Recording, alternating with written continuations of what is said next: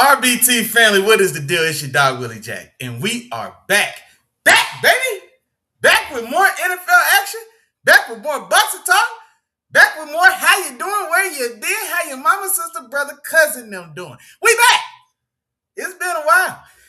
It's been a while. I don't know if y'all can tell. A little out of breath. I've been running around. It feels like it's been so long I almost forgot how to get myself ready to go. Yeah, it's 30 seconds before showtime, and I'm tripping. But we here. I'm excited. I see a few of y'all already in them views. I appreciate you. See a few of y'all already in that chat. What's going on?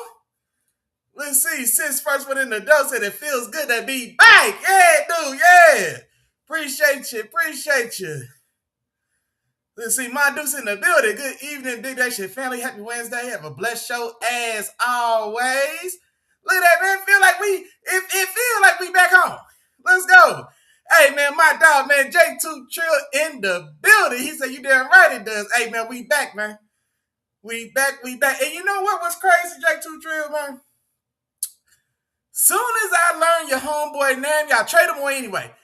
You know what I'm saying? Old Diggy do say he ain't even on the Cowboys no more. Now Old Diggy do say he out in San Francisco in the Bay, chilling and kicking it with Mike Evans and Brock Purdy. But it's crazy because as soon as I finally learned your boy name, y'all sent him away. That's crazy. But hey, man, I appreciate y'all. I appreciate y'all for sure. It's been a long time coming. But we definitely got a lot to talk about. It's been so much news going on. As y'all saw from the title, right? So NFL free agency, hot and heavy underway. Or, like the bulk of the hot excitement, right, was that first week. But, we've had that first week of free agency. And so deals are still being made. But, that free agency rush has ended. The draft is still on the way, right? And so that's coming up. Y'all know I love that, man. I'm still working hard at the draft behind the scenes. I don't know what's wrong with me, man. If I can be honest with y'all, I can't explain to myself why I'm struggling posting my draft content. I don't know. I'm working through some things. Bear with me. But your boy's doing the work. I can talk. I'm ready to talk about it. Anybody wants to talk about it for sure. And then, of course, man, boxing. There's been a lot of stuff going on in boxing as well. And I know I've been saying this, it feels like for years, that we overdue for a real deal boxing talk. I keep talking about it, but I haven't made the time. So like I said, man, it's our first day back, man. It's our first day back.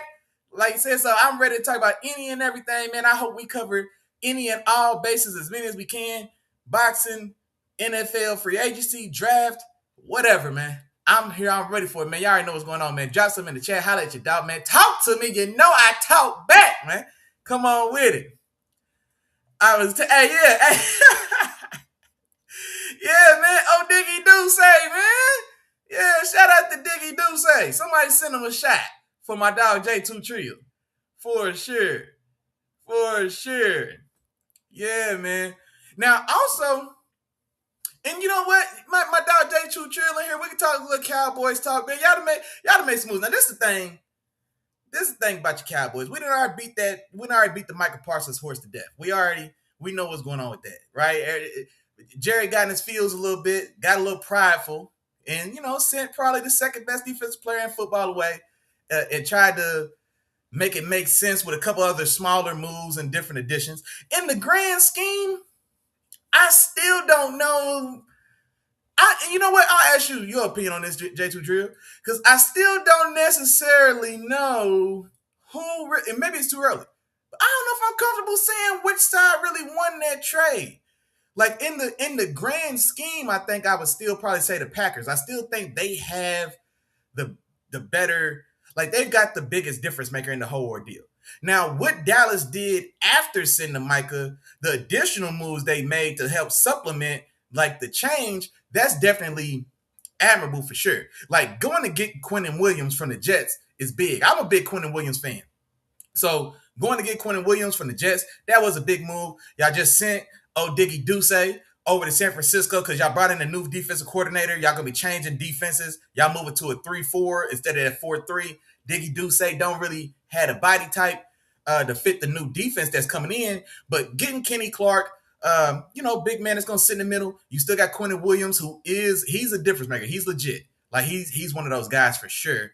But you still don't really have like a quality just pass rusher. Like Donovan Ezaraku. I even got his name. I don't know why I couldn't say Dicky Duce. I got Ezaraku though. Donovan Ezaraku, right? The draft pick out of Boston College last year. He's I think gonna be solid, right? He's a solid pass rusher. Not to the level of Michael, but who is, right? But then y'all still need something else. Jadeveon Clowney was solid last year. He came in and he did some solid work, but he's not coming back. Jadeveon Clowney he's about as old as me. So he's out of there. So you still got a hole there. The middle linebackers themselves at that second level, they've been terrible. And I feel bad for DeMarvion Overshawn because of the injury, and he was looking like he was coming into his own before he tore his knee up and then worked his way back last year. And, it was still rough going. Kenneth Murray was terrible in the middle of y'all defense.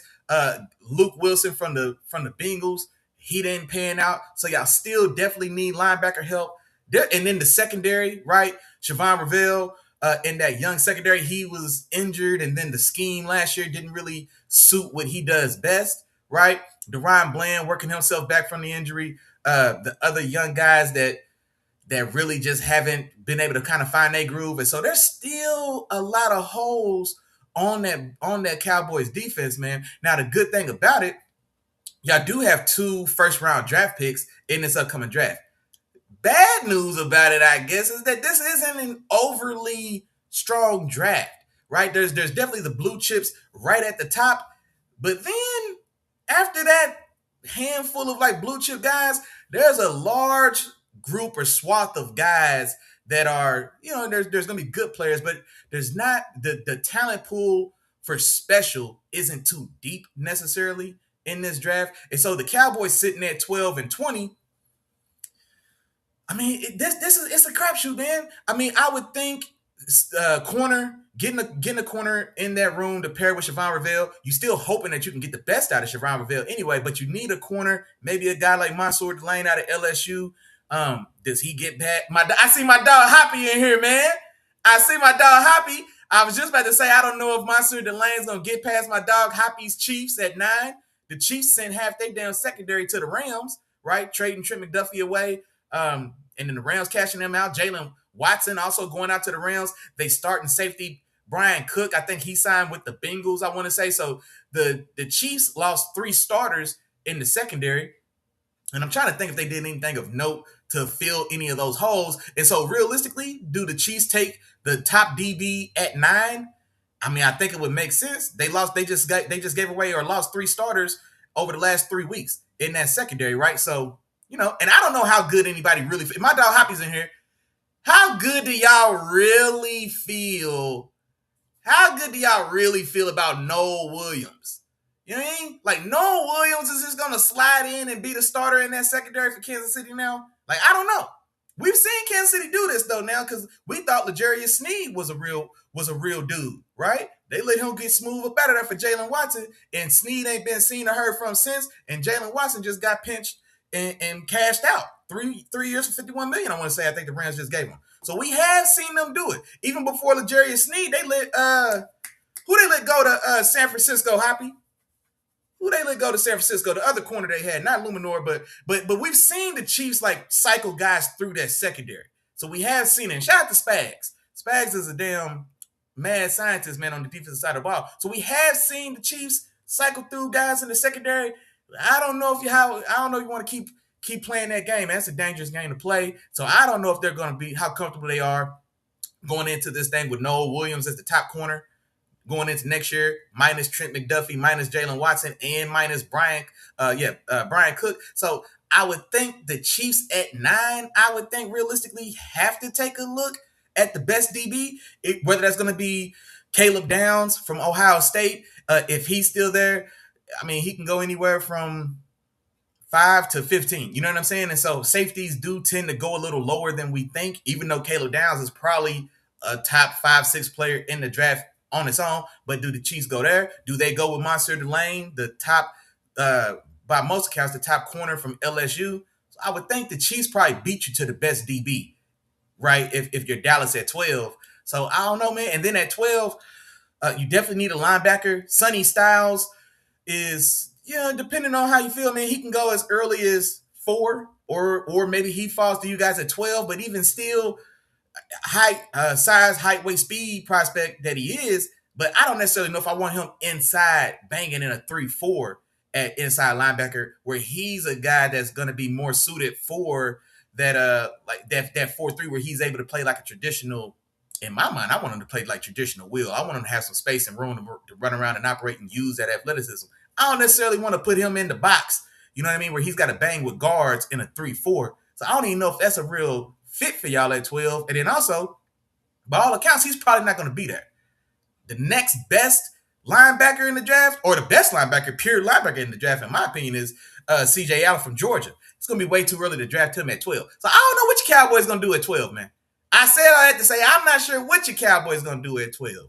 You know what I mean? I think it's definitely got to be defense. And honestly, I don't think there's what any layer of that, any level of that defense, man, where it's going to be on reinforcing that defensive front, right? I know they got Kenny Clark and they got Quentin Williams for sure. So, you know, that third defensive lineman up front, toughen up there. They still need another edge rusher, a guy to really set the tone and tempo. Across from Donovan Ezaraku, you definitely is screaming for a linebacker. Y'all been trying to get a linebacker, a stack linebacker in the middle of that defense for 3 years now. And then, of course, that secondary. Any of those spots, all those spots are up for grabs. And so I think y'all definitely go defense. I think if y'all smart, y'all probably go defense twice, realistically, and just get the best defender on the board at both those spots. But yeah, I don't know, man. I'm curious to see what y'all gonna get done there. What y'all gonna get done? Let me see what my dog Hoppy talking about, man. Hey, man. Hey, come on, man. Hey, how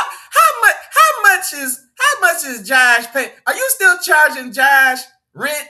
Cause he just live in your head. Is he still paying rent, or is he an owner now? Is he on the corner? Y'all better quit playing with Big Josh, man. Let's go. My dog, he said the Chiefs drafted. My dog Jake said Chiefs drafted secondary for sure. I would think so. They lost 3 starters in their secondary, man. So I would think you definitely got to replenish. And then where they picking in the draft, they got the 9th pick. I mean, I think they're going to have their choice of the top secondary, because I don't know realistically if Caleb Downs goes before there. Because like I said, man, Caleb Downs is a fantastic prospect, but he's not Derwin James. I don't think he's necessarily Minkah Fitzpatrick coming in. You know what I mean? Like, I don't necessarily. I mean, we've seen some special guys at the position, talking about safety, and they just don't go that high. And so Caleb Downs, he doesn't have the special size and height and weight and speed like Derwin James. Derwin James was built like Sean Taylor, or damn near, about 6'3", 220, 230 pounds, runs 4.4, jumps out the gym, has all those special, you know what I'm saying? He's got all that special oozing out of him. He fell to the teens. And so Caleb Downs at a hair over 6 foot, maybe, you know what I mean? A few, 204, 205.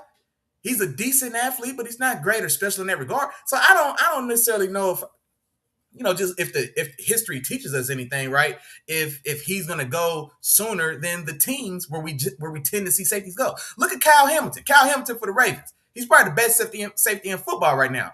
He went around like pick 18, and he's also a guy who's like 6'2", 220. Now he wasn't a great athlete either, but you know, but still, you know what I mean. So like he was a very highly heralded guy as well when he was coming out of, where Kyle Hamilton come from? Was it? Am I tripping? I was almost gonna say TCU. I'm like, no, I'm thinking of the wrong person. Notre Dame.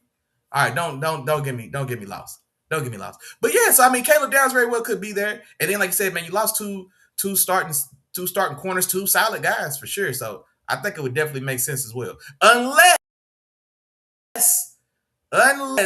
Hoppy's still in here. He said, "Hold on, Ward." Oh, yeah, there we go, Tre'Davious Ward. Man, hey, appreciate you, brother. Tre'Davious Ward, yeah. So the Chiefs have been cycling through those guys in the secondary, and they've hit more times than not, dating back to Tre'Davious Ward, letting him go to San Francisco, and then in slides L'Jarius Sneed. And then L'Jarius Sneed balled. Like, honestly, when it came out that y'all wasn't re-signing L'Jarius Sneed, I'm like, I wanted my Steelers to take a run at him. And I was upset at first when I seen him sign that deal in Tennessee because I thought it was affordable, but then come to find out that it was fool's gold. And man, he been invisible since then. So it worked out. But yeah, they cycled through Tre'Davious Ward, L'Jarius Sneed, now Jalen Watson. And so, like I said, man, I don't know. Is Noah Williams going to be 4 for 4? Because they 3 for 3 getting corners through that building, man, through that system. Are they going to be 4 for 4 for Noah Williams? But that's a hard streak to keep going. And so I don't know if you want to risk it. And then even if it'd be one thing if it was just one guy in that secondary room that's gone, but they lost 3. You know what I mean? Trent McDuffie was gone before Jalen Watson came to join them, and they lost Brian Cook starting safety for the last couple of years as well. So I would think also they probably take the best DB available, assuming that's either Caleb Downs or Mansour Delane from LSU, honestly. But if they do go offense, then I would think if Carnell Tate, if he gets past 4, 5, and 7, because I think the Titans at 4 probably take a look. The Giants at 5 probably take a look. I don't see him getting past Washington at 7. If he makes it outside the top 5, I don't think he gets past Washington at 7. But if by chance he does, then maybe Hoppy's Chiefs take him at 9, right? Because they still haven't found the secret sauce to really like get the most out or get the best bang for their buck in that receiver room. And so, you know, I think if Tate slides there, then I think he's going to probably be the pick, even trumping what they need on defense. They still do have a second pick as well. Hoppy's Chiefs in the bottom of that first round also. So, yeah. See, that Spagnuolo system make bums look like ghosts. Bro, you might be on to something, man. I'm telling you, because the way L'Jarius Sneed fell off like a bad bag, man, like it might be something to that. Now, Tre'Davious Ward balled out, though. Tre'Davious Ward had some damn good years in San Francisco when he left Kansas City. Like, he was pretty solid. You know what I mean? So, maybe not everybody. And then we'll see, though, because we'll see what Jalen Watson looks like now in L.A. as opposed to, like you said, man, just kind of being the next guy up in that Spag system. Because at the best of that Spag system, when they're getting a lot of pressure, and so it does, you know, do a lot to help to play other secondary. Of course, when your front is as aggressive as it is as well, or as it has been. But now we see that front slowing down as well. You know what I mean? Chris Jones getting a little older, man. You know what I mean? Karlaftis, he's solid, right? He's a solid complimentary guy, but you know he's got to pick his spots. Like he's not necessarily just gonna. He's not going to just too often just be a guy that just takes over a game. Now, he's had some big moments, but I don't want anybody to get confused and act like we expect to see Karlaftis just be turned into a dominant force. I don't think that's necessarily his game, and they don't ask him to do that, right? And so if you're not going to necessarily be as dominant up front as you had been, then it definitely does put more pressure on that secondary. And just like my dog J2 Trill said, yeah, they probably got to go secondary. You know what I mean? They probably got to go secondary, I would think. Yeah. Hoppy just said they just going flat out best player available. Can y'all afford to be that choosy though, Hoppy? Because y'all got some real holes, man. Like I know Kelsey's coming back on a 1-year deal. You know what I mean? Gonna run that back one more time for the road. But honestly, and I meant to mention it, I'm glad that I seen this post. I'm glad I seen that comment, Hoppy. What do you think about Kenyon Sadiq? The freak athlete tight end from Oregon, 6'3", 245, ran 4.39, vertical 43 inches. You know what I mean? Like, and people knock his blocking, but it almost feels like it's just more so the thing that people say because they just used to saying that when we talk about athletic tight ends. But no, man, he gets his nose dirty. You know what I mean? Like he gets his nose dirty, man. He gets in boys' chest. Now, is he George Kittle? Right? Blocking as a tight end? Well, no. But how many George Kittles are there? How many Rob Gronkowskis are there? How many Darnell Washingtons are there? You know what I mean? Tight ends that block like old school line, like block like small linemen. You know what I mean? Like old school Jay Novacek and things like that. So that's not anybody's game anymore. And so when I see that, but then if you actually watch him, like, nah, man, like he'll block. Right? He's not Gronk or Kittle, but he'll block.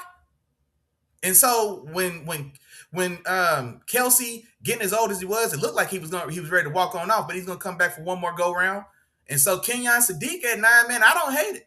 Especially like if Carnell Tate's not there at 9, and mind you, I don't love Carnell Tate as a prospect personally. Like he's not my receiver one, not personally, but I do understand it. He's a very solid pick. He's a very solid prospect. I think he's more floor than ceiling personally. But there's nothing wrong with that, and especially on that Chiefs room that's really just looking for a true, just a dependable guy. You know what I mean? Rasheed Rice he's explosive in the short and intermediate game, and they get the ball in his hands. But he's also, he's active off field, and I don't know. We can't necessarily trust he's going to always be available. We're still waiting to see what happens with Xavier. Man, why am I losing homeboy's name, man? The fast guy. Goodness gracious. It's been a while, but we're still waiting to see what comes of him. My goodness, man, he broke the 40-yard record. See, it's been a while. We rusty. I'm rusty on my names.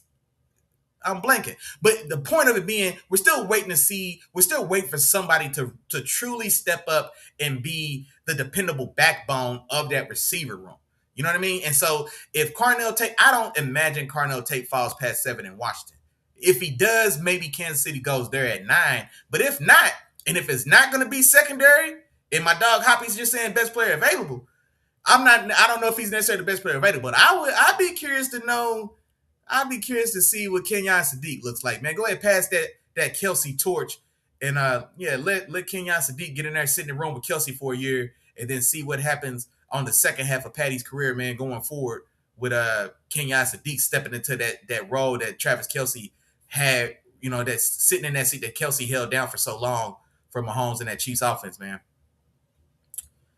Let me see. My dog J2 Chill said the Cowboys are trading 12 back and then getting a chance at Allen at 20. Allen at 20, I don't hate it and I like it. And I think for y'all, especially like when I go through my mocks and all that type of good stuff, the pickings get a little slim, man, at 20, the bottom of that first round. Because I think the bottom of the first round, like the guy you pick at 20, he's not going to be too much better than the guy you might pick at 40.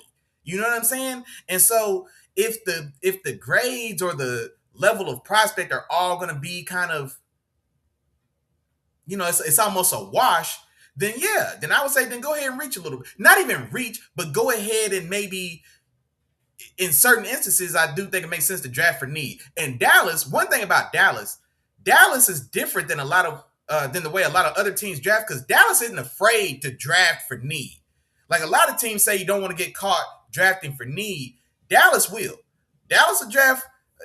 Dallas will take the players specifically that they feel they need. That's why we've seen them draft guys like Mozzie Smith, right? When y'all drafted Mozzie Smith in the first round just because y'all was just dead set on getting a nose tackle or just getting a D tackle, right?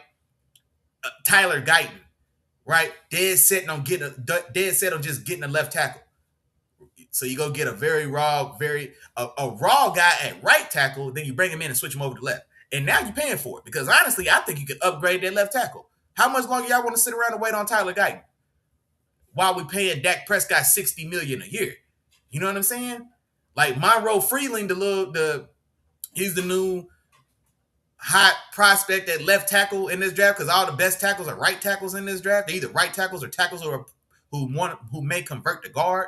So there's not many true left tackles, and so a guy like Monroe Freeland's kind of getting pushed up a little bit. But I mean, is it time to bail on Tyler Guyton and maybe get a pick like that guy at 12? Because there's talks that Monroe Freeland may go as high as 6 to Cleveland.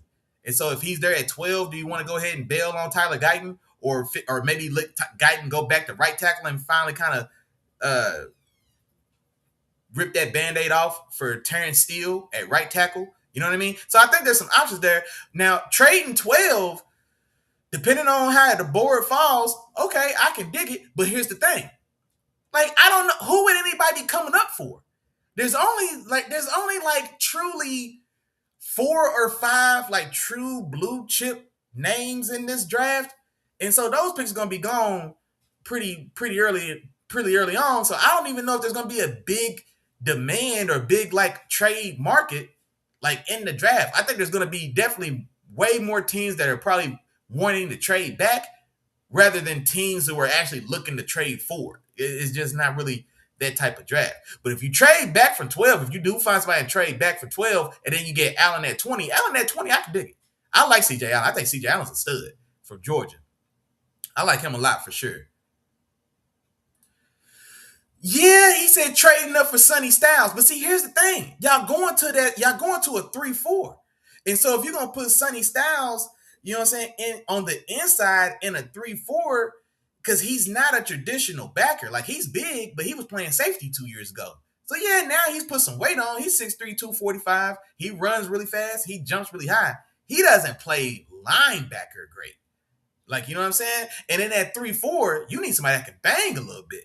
Somebody that's used to taking on guards, who can shock and shed and disengage from a guard and get nasty in the inside run. You know what I'm saying? Like, that's not really Sonny Styles' game. Sonny Styles is he needs room to run.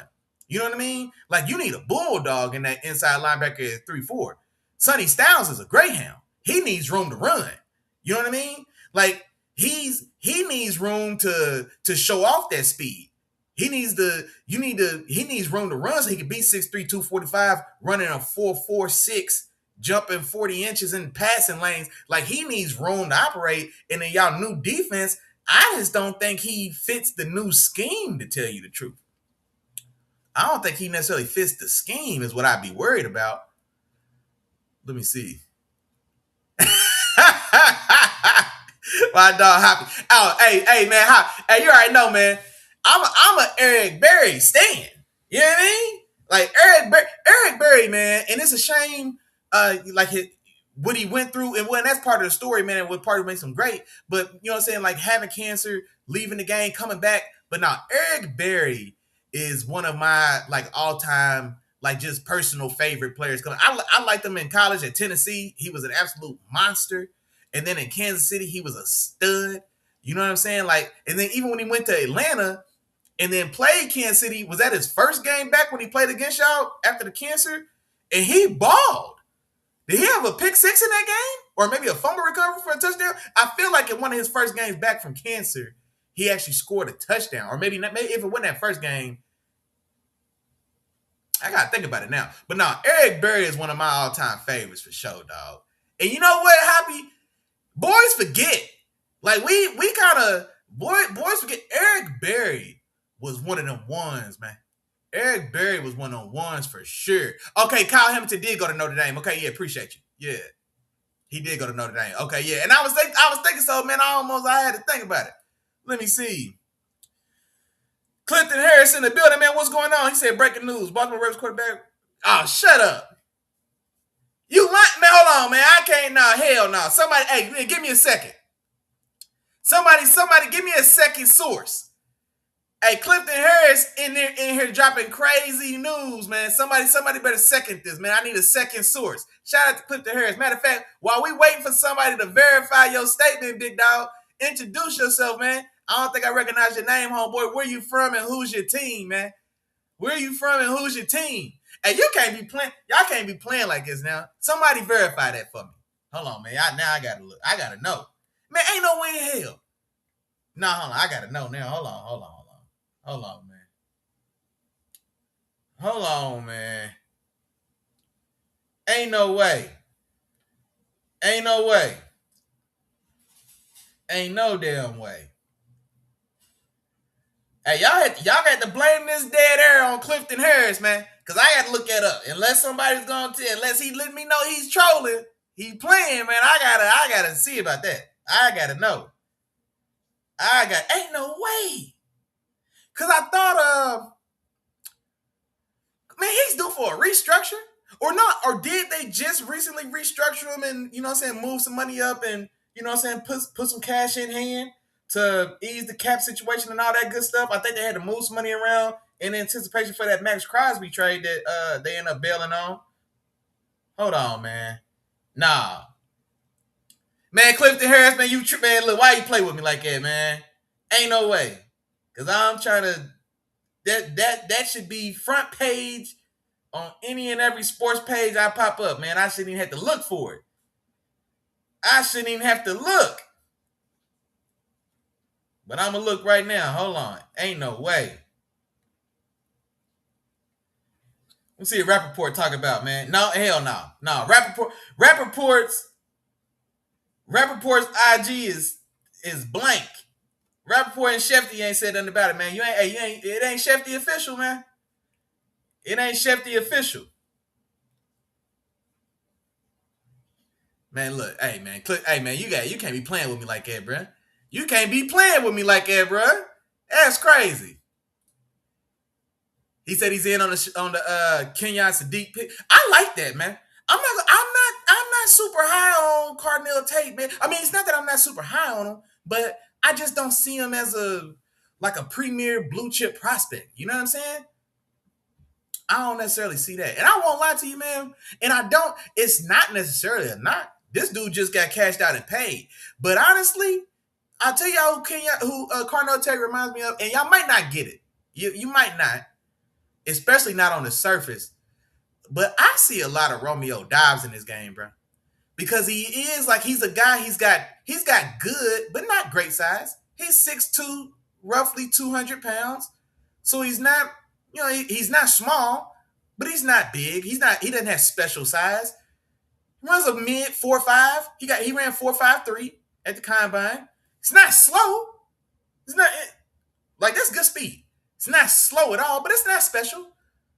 You know what I mean? It's not special. It's not difference making speed. So he's got good, not great size. He's got good, not great speed. He runs pretty good routes. I'll give him that. I think he's a competent route runner. I do think he's got really good hands. Right? He can play. He can get in the air. He can go up top and go get it. You know what I mean? I see a lot of Romeo Dobbs in him, man. I'm not gonna lie. And Romeo Dobbs is cool, but Romeo Dobbs don't tickle nobody's fancy. You see what I'm saying? But there's nothing wrong with that.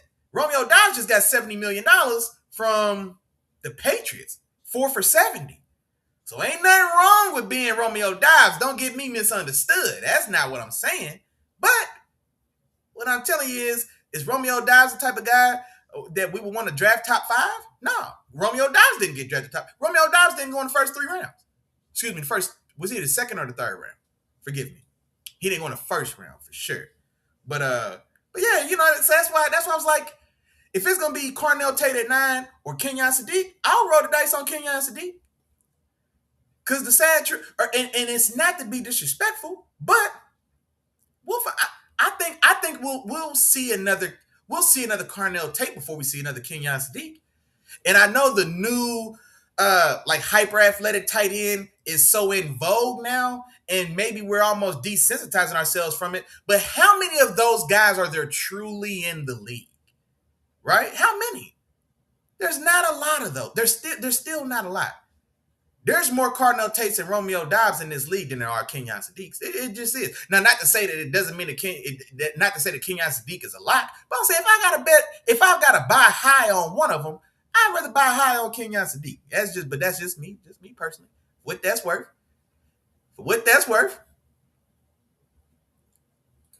Exactly. And that's why I think he's in my mind, he's tailor-made for y'all. He's tailor-made. Y'all don't want the tight end to block anyway. Exactly. So I'm with you. But they people too hard on his blocking. He can block. You know what I mean? He can block well enough. Like, he's not a liability blocking. And people, I think, feel like they talk about him like he's a liability. Man, my guy, dog. I was Xavier Worthy. Thank God, man. I was blanking, dog. He said, my favorite all-time player, but undersized. You talking about Eric Berry? Man, Eric Berry wasn't undersized. Oh, hold on. Eric Berry was what, 6'1"? I mean, he wasn't huge. He wasn't a huge dude. But I don't know if I'll call him undersized. I want to say Eric Berry was about 6'1". Was he 205, 210? Like, I felt like he was, and Eric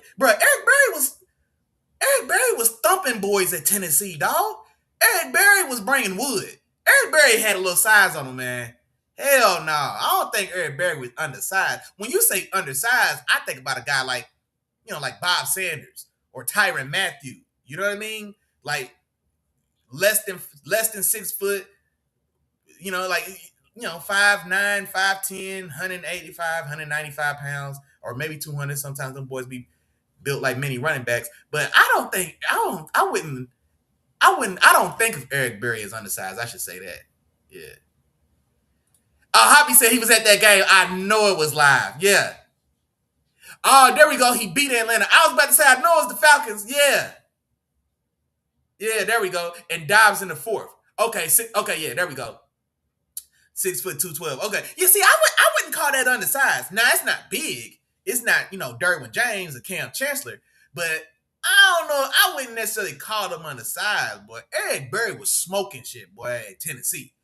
Eric Berry was laying boys out at Tennessee for real. And he was picking like, yeah, man. Eric Berry one of the ones. We don't give him enough due, man. Eric Berry was really one of those guys, for sure, for sure. He said that's after being in the league, though. Yeah, a couple peanut butter sandwiches. You know what I mean? He had a couple peanut butter sandwiches, a T-bone or two. You know what I mean? Put a little weight on, put a little weight on for sure. Put a little weight on for sure. Let me see. And here, let me see what else is going on, man. What else happened in Kansas City? Cause y'all just oh man, yeah, y'all signed I see y'all just went and got Justin Fields and then signed Ken Walker, you know what I mean, at running back in free agency 3 for 45. Finally getting a real running back in that room, man. Shout out to Isaiah Pacheco. We appreciate your services.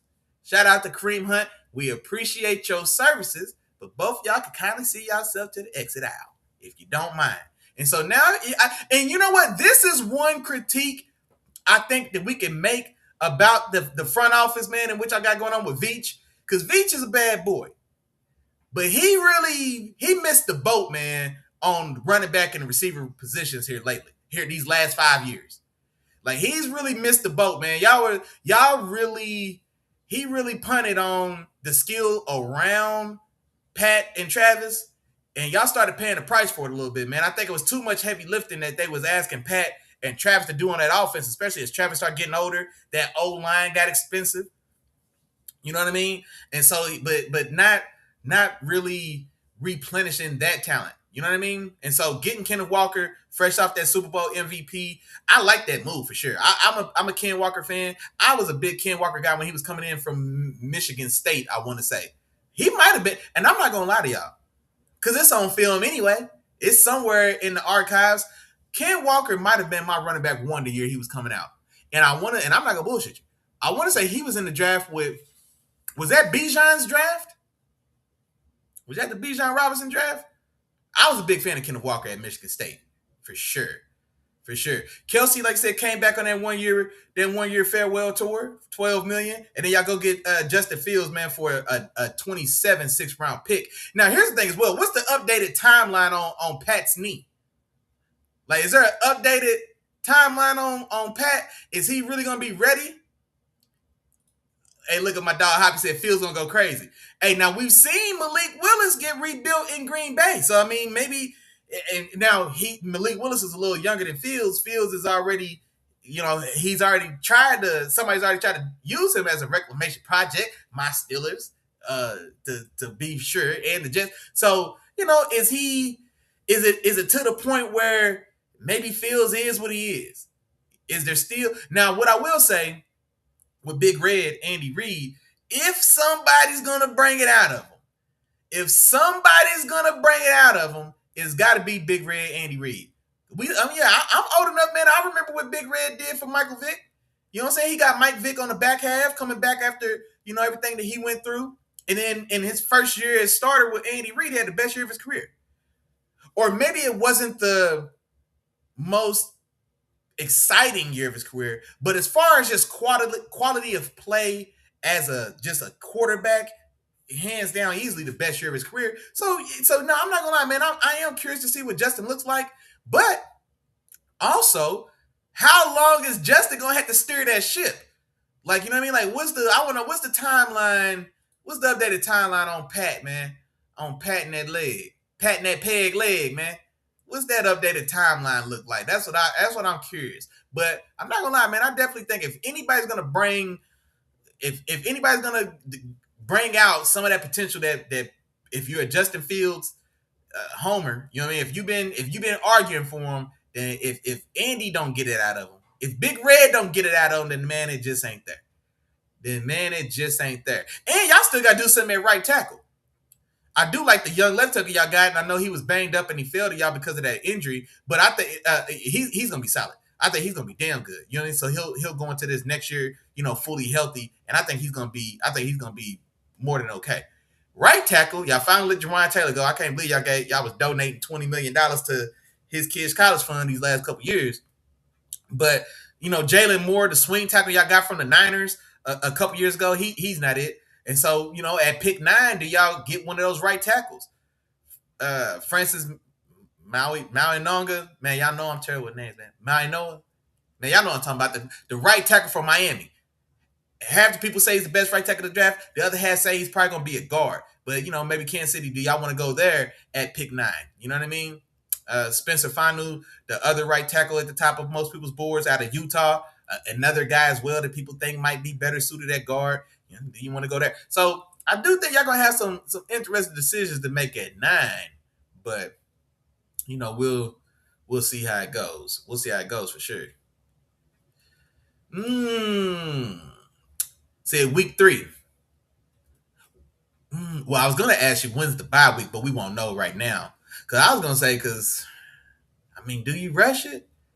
I don't know, man. Do you rush it? If y'all got a bye, if y'all got an early bye, then I would think y'all just wait for the bye. Let's say if y'all got like a week 6 bye, might be best to wait for that bye, man. It might be best to wait for that bye. I don't know. I don't know if it's worth asking him to rush. He say he's a freak, man. Maybe he's ready, but I would say take your time. Take your time. You know what I mean? It's only take your time. Because once he's back, he's not coming back out, for better or for worse. You know what I mean? So let that knee be ready for the live bullets, man. That's what I would say. Let that knee be ready for the live bullets. Let me see what else is going on. Matter of fact, while we talk about AFC West, we might as well talk about these Raiders, man. Raiders prep for Fernando Mendoza. If regardless of what you think about Mendoza, maybe I'm just being an old grumpy old man, but I'm not in love with a lot of these prospects, man. I'm not necessarily too blown away with Fernando Mendoza. Now, for what we're dealing with in this draft, man, hell yeah, he's the bee's knees. But it is what it is. Now they do go spend some big money. $27 million a year for your center feels outrageous. And I'm not downplaying centers. You know what I mean? I'm not. But 27 a year? How much is George Pickens getting from Dallas, man? My dog J2 Trill was in here. They franchise tag. Dallas had to franchise tag George Pickens. I think George Pickens' tag is 27.8. He was second in the league last year in touchdown receptions, I want to say. Tyler Linderbaum ain't pushing the needle like that, man. If Tyler Linderbaum is everything you wanted him to be, and the rest of that Raiders offensive line is still boo-boo, then guess what? Doesn't matter. You know what I mean? Like, the line is still as strong as the weakest link. You know what I'm saying? So 27 feels a little rich. Now, Maxx Crosby, of course, staying home. And matter of fact, let's go ahead and talk about that as well, man. I'm curious to know y'all thoughts about that Maxx Crosby situation. So, it's old news by now. But, we've been gone for a little bit. We'll talk about it. We'll talk about it. So, Maxx Crosby, deal in place for the Raiders to trade Maxx Crosby to the Ravens. 2 first-round picks being the centerpiece of that deal. There was speculation also that Maxx Crosby may have wanted or expected, or there may have needed to be some style of extension or reworking of his contract as well on the other side of that trade, etc. And then, of course, like I said, old news for most, but new news for us here in the RBT family. We've been gone for a minute, so we're gonna talk about it. And so they back out of that deal. They pull out on the under the guise of a failed physical for a man that we know is healing from meniscus surgery. We knew that before he got there. You know what I mean? And so,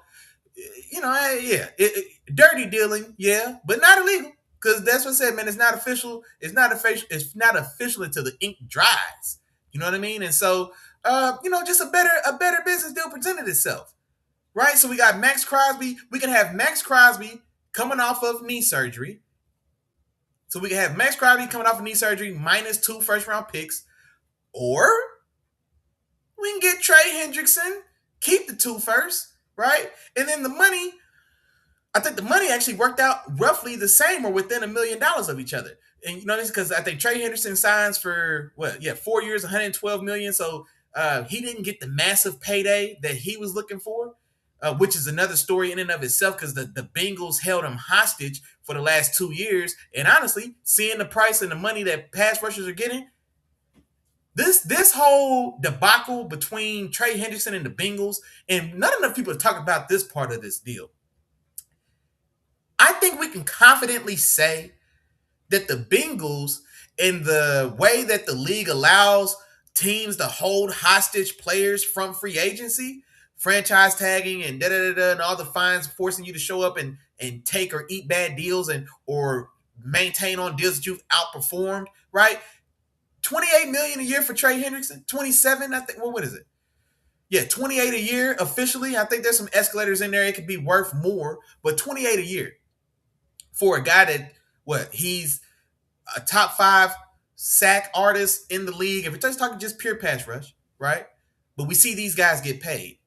So I just saw Jalen Phillips from the Dolphins go to the Eagles, have half a decent season with the Eagles. He got more money than Trey Hendrickson did to go to the Panthers. He got 4 for 130. He ain't never had 10 sacks in a season.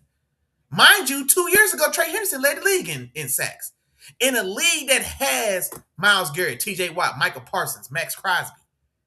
2 years ago, Trey Hendrickson led the league in sacks. So we know how valuable the position is, but he had to sit in Cincinnati for an extra 3 years longer than he wanted to. Now he's on the other side of 30. And now he gets $28 million over 4 years instead of 40. Because Micah, TJ Watt, and Myles Garrett are $40 million men. Trey Hendrickson had every argument to be in that group on the open market for his services and what he could do if he wasn't held hostage, with the way that the NFLPA and the what am I looking for, man? We rusty. It's all good. Y'all don't know what I'm trying to say. Shit.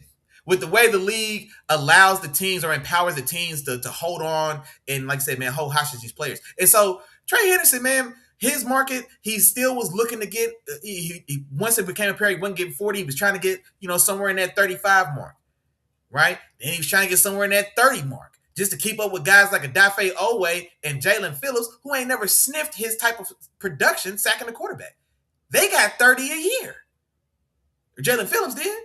And so he comes in at 28, and then once it became apparent that was going to happen, the Ravens, shady, yeah, underhanded, yeah, illegal, no. And so, it is what it is, man. It's business. They don't owe Maxx Crosby anything. You know what I mean? At the end of the day, they don't owe Maxx Crosby anything.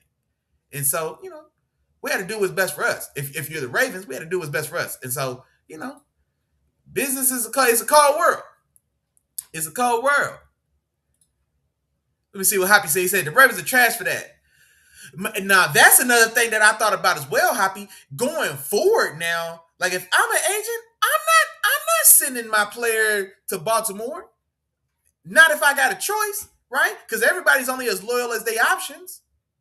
And that's the Baltimore just proved that as well. Man, we only as loyal at what's available to us. Oh, Max, we love you. Wait a second. We can keep 2 first, save $1 million, and get Trey Hendrickson? Like, yeah. No. It's cool. I'm sorry we brought you out here, Max. Yeah, I'm sorry we brought you out here, big dog. Yeah, go ahead, man. One way back to Las Vegas, man. And so I dig, man. And I think that's the fallout that I'm waiting to see. I want to see what happens, and we won't know for the next couple of years going forward. But I like to say, man, I'm curious to know. You know what I mean? Like just how this affects them going forward in free agency. Because generally speaking, the Ravens are a popular or relatively popular free agent destination, right? Relatively so. Most popular, no. But, they have been able to draw and bring free agents in there, right? So I'm curious to see how that plays out. I'm with you. Let me see. What's some other big deals we saw, man? Matter of fact, we was talking about my dog Chiefs. I think I mentioned it earlier, but putting it on the board, man. The Rams reload, man. They go get half of Kansas City secondary. Trent McDuffie, 4 years for $124. That's a little rich. I like Trent McDuffie. I do. Him being the highest paid corner in the league at $31 a year, it feels a little rich, man. That feels a little rich. Feels a little rich. Then they also double back, man, and go get Jalen Watson 3 for 51, which is damn good money for Jalen Watson. That's damn good money for Jalen Watson, right? So they spend what, $175 million to try to correct that secondary. That secondary for the Rams, the easy weak spot in that defense, and they're the scapegoat for the Rams not making the Super Bowl this last year. You know what I mean? So it feels like everybody's talking about, man, if they had this secondary last year, if they had these guys last year, they're Super Bowl favorites at this point in the year by a lot of pundits because of these additions. Sight unseen, anything else that happens, these two guys, they're Super Bowl favorites now. You know what I mean? And so, we'll see what happens. And as a matter of fact, there was a couple big deals, man. I'll just start running through some of these. And then y'all know what's going on, man. If you got something to say, drop it in the chat, man. Talk to me. I talk back. You know what's going on. Let me see what else happened, man. We had a big trade. Matter of fact, the Bills trade for Bears receiver DJ Moore. They send a second. They rework his contract. They guarantee all of his salary for this coming year. They guarantee some of his money next year. And I think with his cap hits at the back end of his deal, because he had just signed a 4-year, was it like 4 for 110 with Chicago? And so he gets that contract. They guarantee or add guarantees to that deal. Felt a little rich as well, man. And I'm a DJ Moore fan. I liked him coming out of Virginia, I wanted to say, when he went in the first round to the Panthers. And so I was definitely a fan of his game. And I like DJ Moore still. Felt a little price tag, feels a little rich. But also, the Bills are desperate. Bills have been desperate for some type of dependable weapon. We've seen now that they've struck out on Keon Coleman. They were hoping he would develop into the next true number one target that Josh can vibe with. Like we saw the relationship that he had with Stephon Diggs before that kind of phased out. And then from there, they've been grasping at straws, man. Khalil Shakur has been the pseudo one in that offense for the last 3 years now, right? And he's a solid guy, right? He's been dependable. In no world does anyone feel comfortable with Khalil Shakur is your number one receiver, essentially. And so they definitely needed help. And so, yeah, maybe you do pay a little premium. You pay a little extra. You do what you got to do just to get somebody competent in there or give yourselves a chance. And so I can understand the move from that point. And, yeah, I'm curious to see what that looks like going forward, man, because I do like DJ Moore. Let me see. Miami, man. And there's the thing about Miami.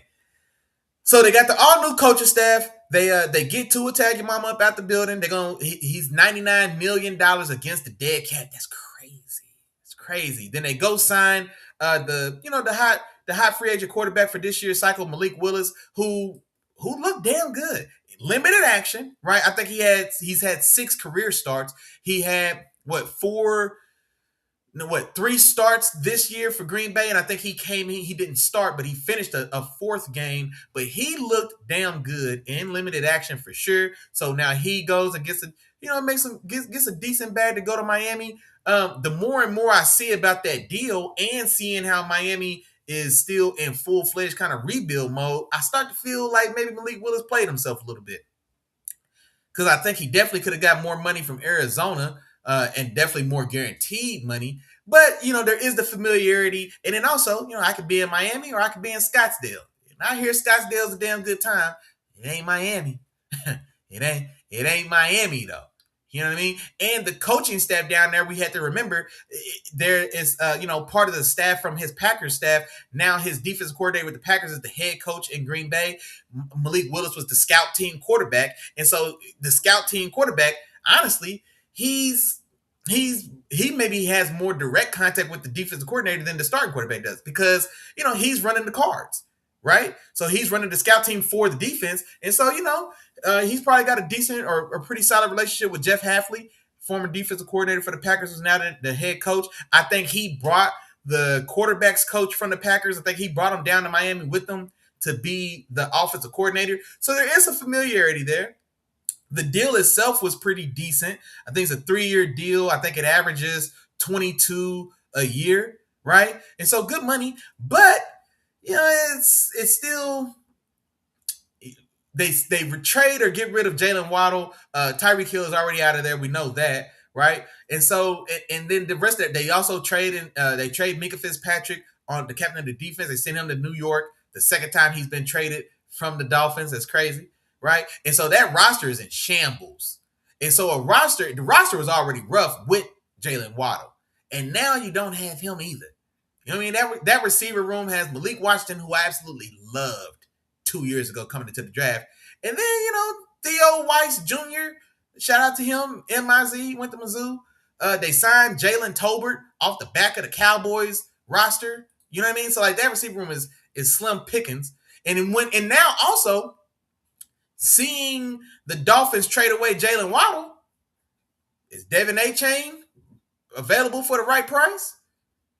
Because why wouldn't he be at this point? Why wouldn't he be? Because the young cornerstones of that team, Waddle and Devin Achane, right? So if you trade one, the rest of that roster is terrible. So, who's to say? Who's to say what happens there now? Let me see. Who else we got in the building, man? Let's see. Star Wars 9918, the Eagles' new CB flew himself to Philly. You talking about Tariq Woolen?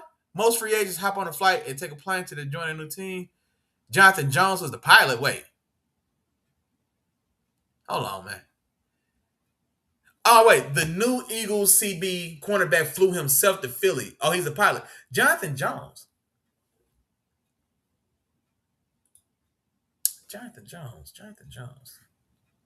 Where's he from? Jonathan Jones. When you said the new Eagles cornerback, I was thinking Tariq Woolen. Because I know Tariq Woolen signed with them on a 1-year deal worth up to $15 million. Hollywood Brown, speaking of my dog Hoppy's Chiefs, he just signed with the Eagles. Jonathan Jones. I ain't see that signing. But if he's a pilot, then that's dope, though. You know what I mean? Like, if you're a pilot and fly yourself to your new team, like, hey, man, that is dope. Like, matter of fact, it's time to sign my contract. They fly you in to bring you in to sign your contract. And you know what I'm saying? He lands the plane in the front of the building. You know what I mean? Lands a little Cessna in the front, hops out. People probably wonder what the hell's going on. He hops out of Cessna in the front parking lot of Lincoln Field, or whatever they call it. You know what I mean? The Link, and then strolls up to go sign his contract. That's crazy. Just crazy. J2 Trill said, I don't know how's your receiver room worse than the 2024 Cowboys. Man, hold the hell on, man. Y'all still had CeeDee Lamb in 24. You could do a lot worse than CeeDee Lamb and others. The fact that y'all had CeeDee Lamb in 2024 means it couldn't have been that bad. I'll tell you how you do worse than that. Did you see my Steelers receiver room? What are you talking about? Man, I had Calvin Austin, Scotty Miller. Man, we went and signed MVS. Man, we went and got Adam Thielen. Adam Thielen started for me last year, man. Adam Thielen started 3-4 games for me last year. MVS started 3 games for me last year. Hell no. Y'all had CeeDee Lamb in 2024. It wasn't that bad. Hell no. And then I'll tell you something else as well. Michael Gallup had a one of them years for Michael Gallup was pretty solid. I can't remember if it was 2024. But like, nah. Because that's just 2 years ago.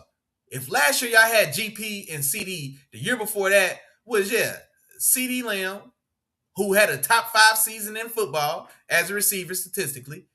And then you had Jalen Tolbert. Who am I missing? Brandon Cooks. Y'all went and got Brandon Cooks, didn't y'all? Before he went to Buffalo? Nah, it wasn't that bad. You can get a lot worse than 2024 Cowboys receivers. You can get a lot worse. That Dolphins receiver room, even before they traded away Jalen Waddle, was worse than your 2024 Cowboys. Because y'all still had CeeDee Lamb. You know what I mean? You still had a dude. This guy's out here that ain't got nobody. Who are the Raiders throwing to? Like who's in the Raiders receiving room? Nobody knows. Shit, do I know? Jack Beck that they drafted last year.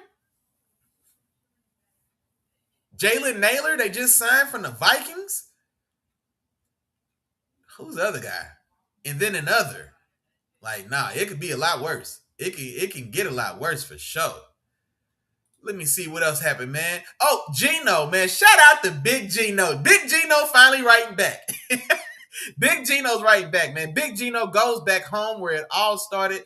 Geno Smith traded from the Raiders to the New York Jets. I think just for like a 6th round, or maybe it was a pick swap. I think it was a pick swap. So like I think the Jets send a 6 and get back a 7, essentially free. You know what I mean? Or next to free. So they go bargain shop and they go get Geno. Now here's the thing: Geno's timing with the Raiders was terrible, and it goes to erase a lot of the good will and good grace that he had built for himself in Seattle. Those Seattle, like there was like a 4-year stretch in Seattle where Geno Smith played damn good football. Geno Smith put himself in the top 10, into the conversation with the top 10 quarterbacks in this league for a nice stretch in Seattle. There's a lot of things that went wrong in Oakland. That damn Chip Kelly offense. I don't know why anybody tried to bring Chip Kelly back to the NFL again, but Pete Carroll and that Raiders team and Tom Terrific Brady, they brought Chip Kelly in. It was an absolute disaster. So yeah, Geno didn't play great, right? But there was a lot of stuff going wrong.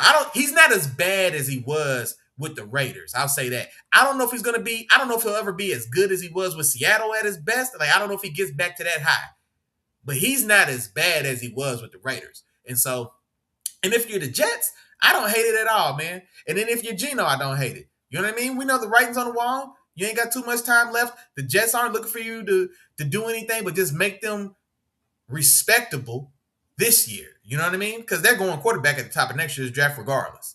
So you know what time it is. But, it's a full circle moment for Geno Smith. Now, I remember Geno Smith coming out of West Virginia. I didn't love him. Because that gimmicky offense, they had so many yards where him just like that little touch pass shit was in vogue back then. So he would have like a touch pass to Tavon Austin on a jet sweep.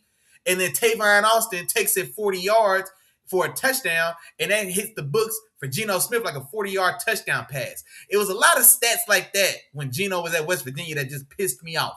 So I wasn't a huge Geno Smith fan when he was coming into the league.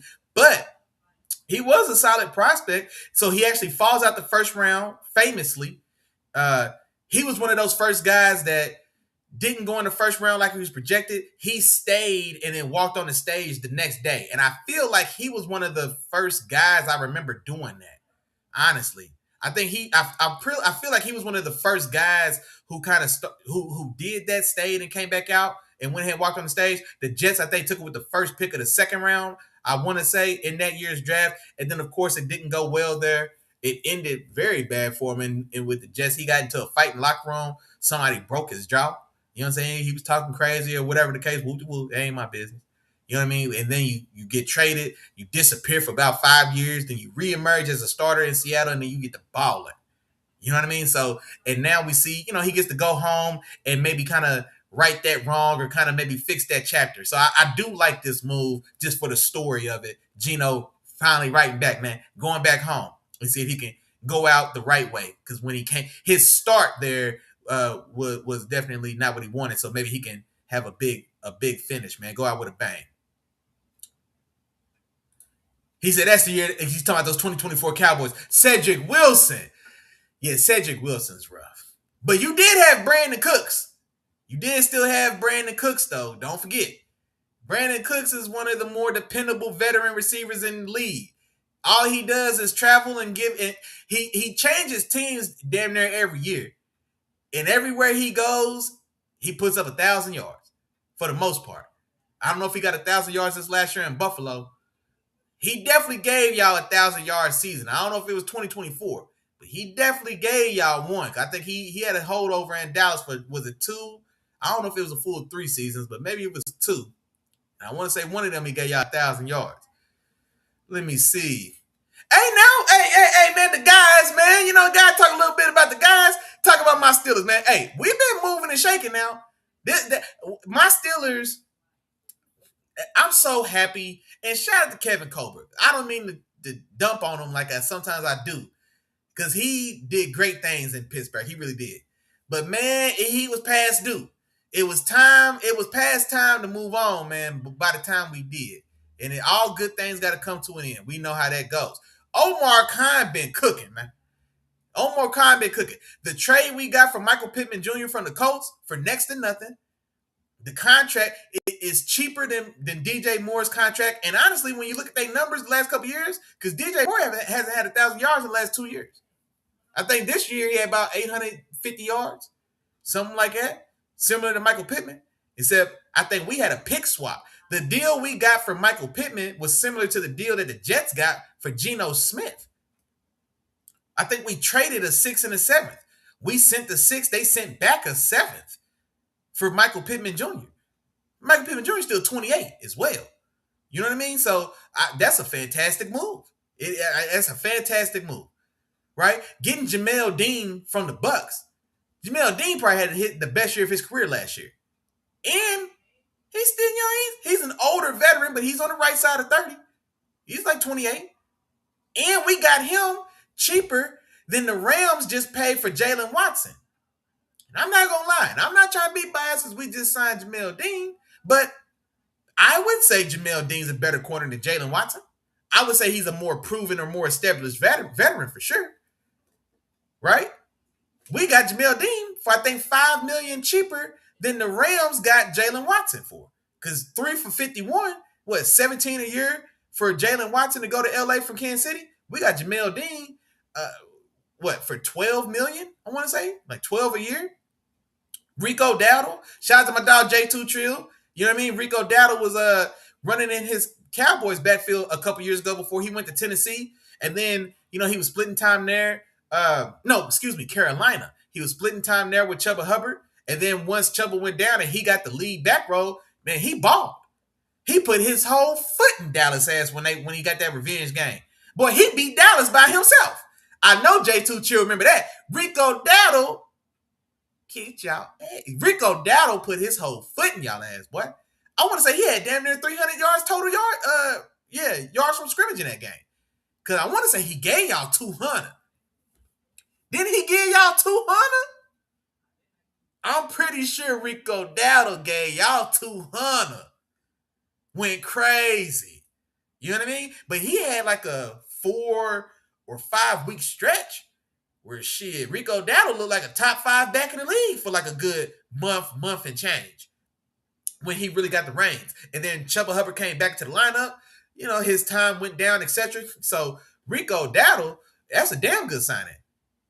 And then we move on for Kenneth Gainwell, who was a bright spot for us in the third down, shifty role in the passing game. But running the ball is no question. Rico Dowdle is a far, far better back. And I think this moves Jaylen Warren back into the third down complementary role that he had with Najee Harris, right, for the first 4 years of his career, right? And so I think Rico Dowdle is going to come in and be our primary back. And honestly, from what I saw from him last year with Carolina, it's a lot of gas in that tank. It's a lot of gas in that Rico Dowdle tank. It's a damn good signing. I ain't gonna lie. And it's cheap. What, 6? I think 6 a year? Something like that. And then also getting Jaquan Brisker from the Bears. In the heart of his prime, 26. I was a huge Jaquan Brisker fan coming in from Penn State. I remember talking about it now with my dog Chop when they drafted him at the top of the second round. Chop wanted... because Justin Fields was still the quarterback. Chop was mad that they didn't get Justin Fields another weapon. And I was like, yeah, I'm with you. It'd be nice for the Bears to put some talent around Justin Fields. That was always the knock, right? That a lot of us made. They didn't do anything to put any talent around him. But at that time, when I was telling my dog Chop, like, no, I'm with you. I would have liked to see them put a weapon around Justin Fields. But Jaquan Brisker could play. Like, I was a big Jaquan Brisker fan. You know what I mean? And so bringing him in as well. He's a hometown kid. He grew up, I think he's from Pittsburgh, went to Penn State. You know what I mean? So bringing him in on a 1 year, $5-6 million deal. Like, shit, hey, man. My Steelers cooking now. You know what I mean? My Steelers cooking. I'm going to wait to see what we do at the quarterback. It looks like we're going to run it back with old man A-Ryan. Old man A-Ryan. Him and Mike McCarthy, see if they can rekindle some of that early old magic. And we'll see what happens, right? We'll see what happens. But I'm not going to lie, man. I like what we've done. Like, these are all, like, I don't think any of these signings on their own is like an A-level signing. But I think these are damn good B signings all the way across the board. Like, all of them we didn't overpay for any of them. That's what I like. We didn't overpay for any of them. I like DJ Moore. I feel like Buffalo might have paid a premium a little bit. You know what I mean? Like, I don't think we did that. My dog, that's what I said, dog. That Pittman's exact, bro. That's a steal.